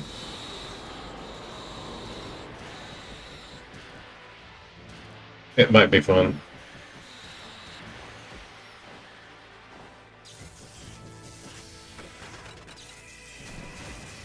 I'm gonna have to go to sleep. Bye, and have a good day. Thank you, Gia Bao.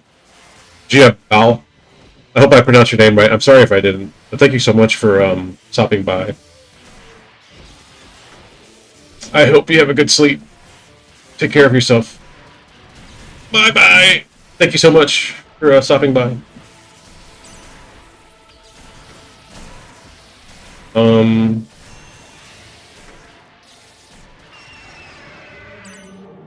Maybe next time we could exchange Tadachi codes. Tamagotchi.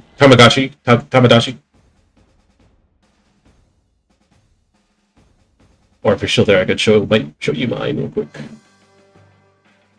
And we can get points. I need to do that more. I need to get more Tamagotchi points. Or more Tamagotchi friends. I keep forgetting about it. Where are mine?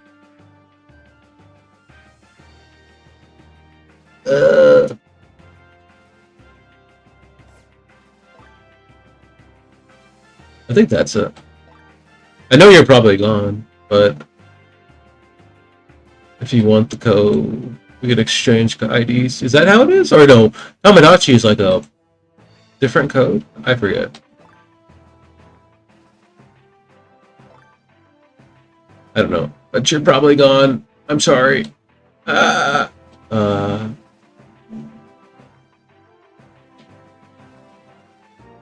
there it is. Well, I mean, that's something.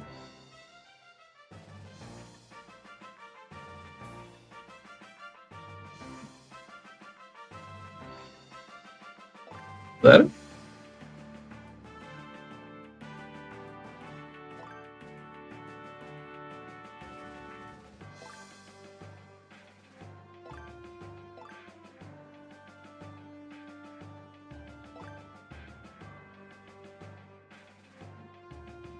Well, anyway, Gia Bao, you're good.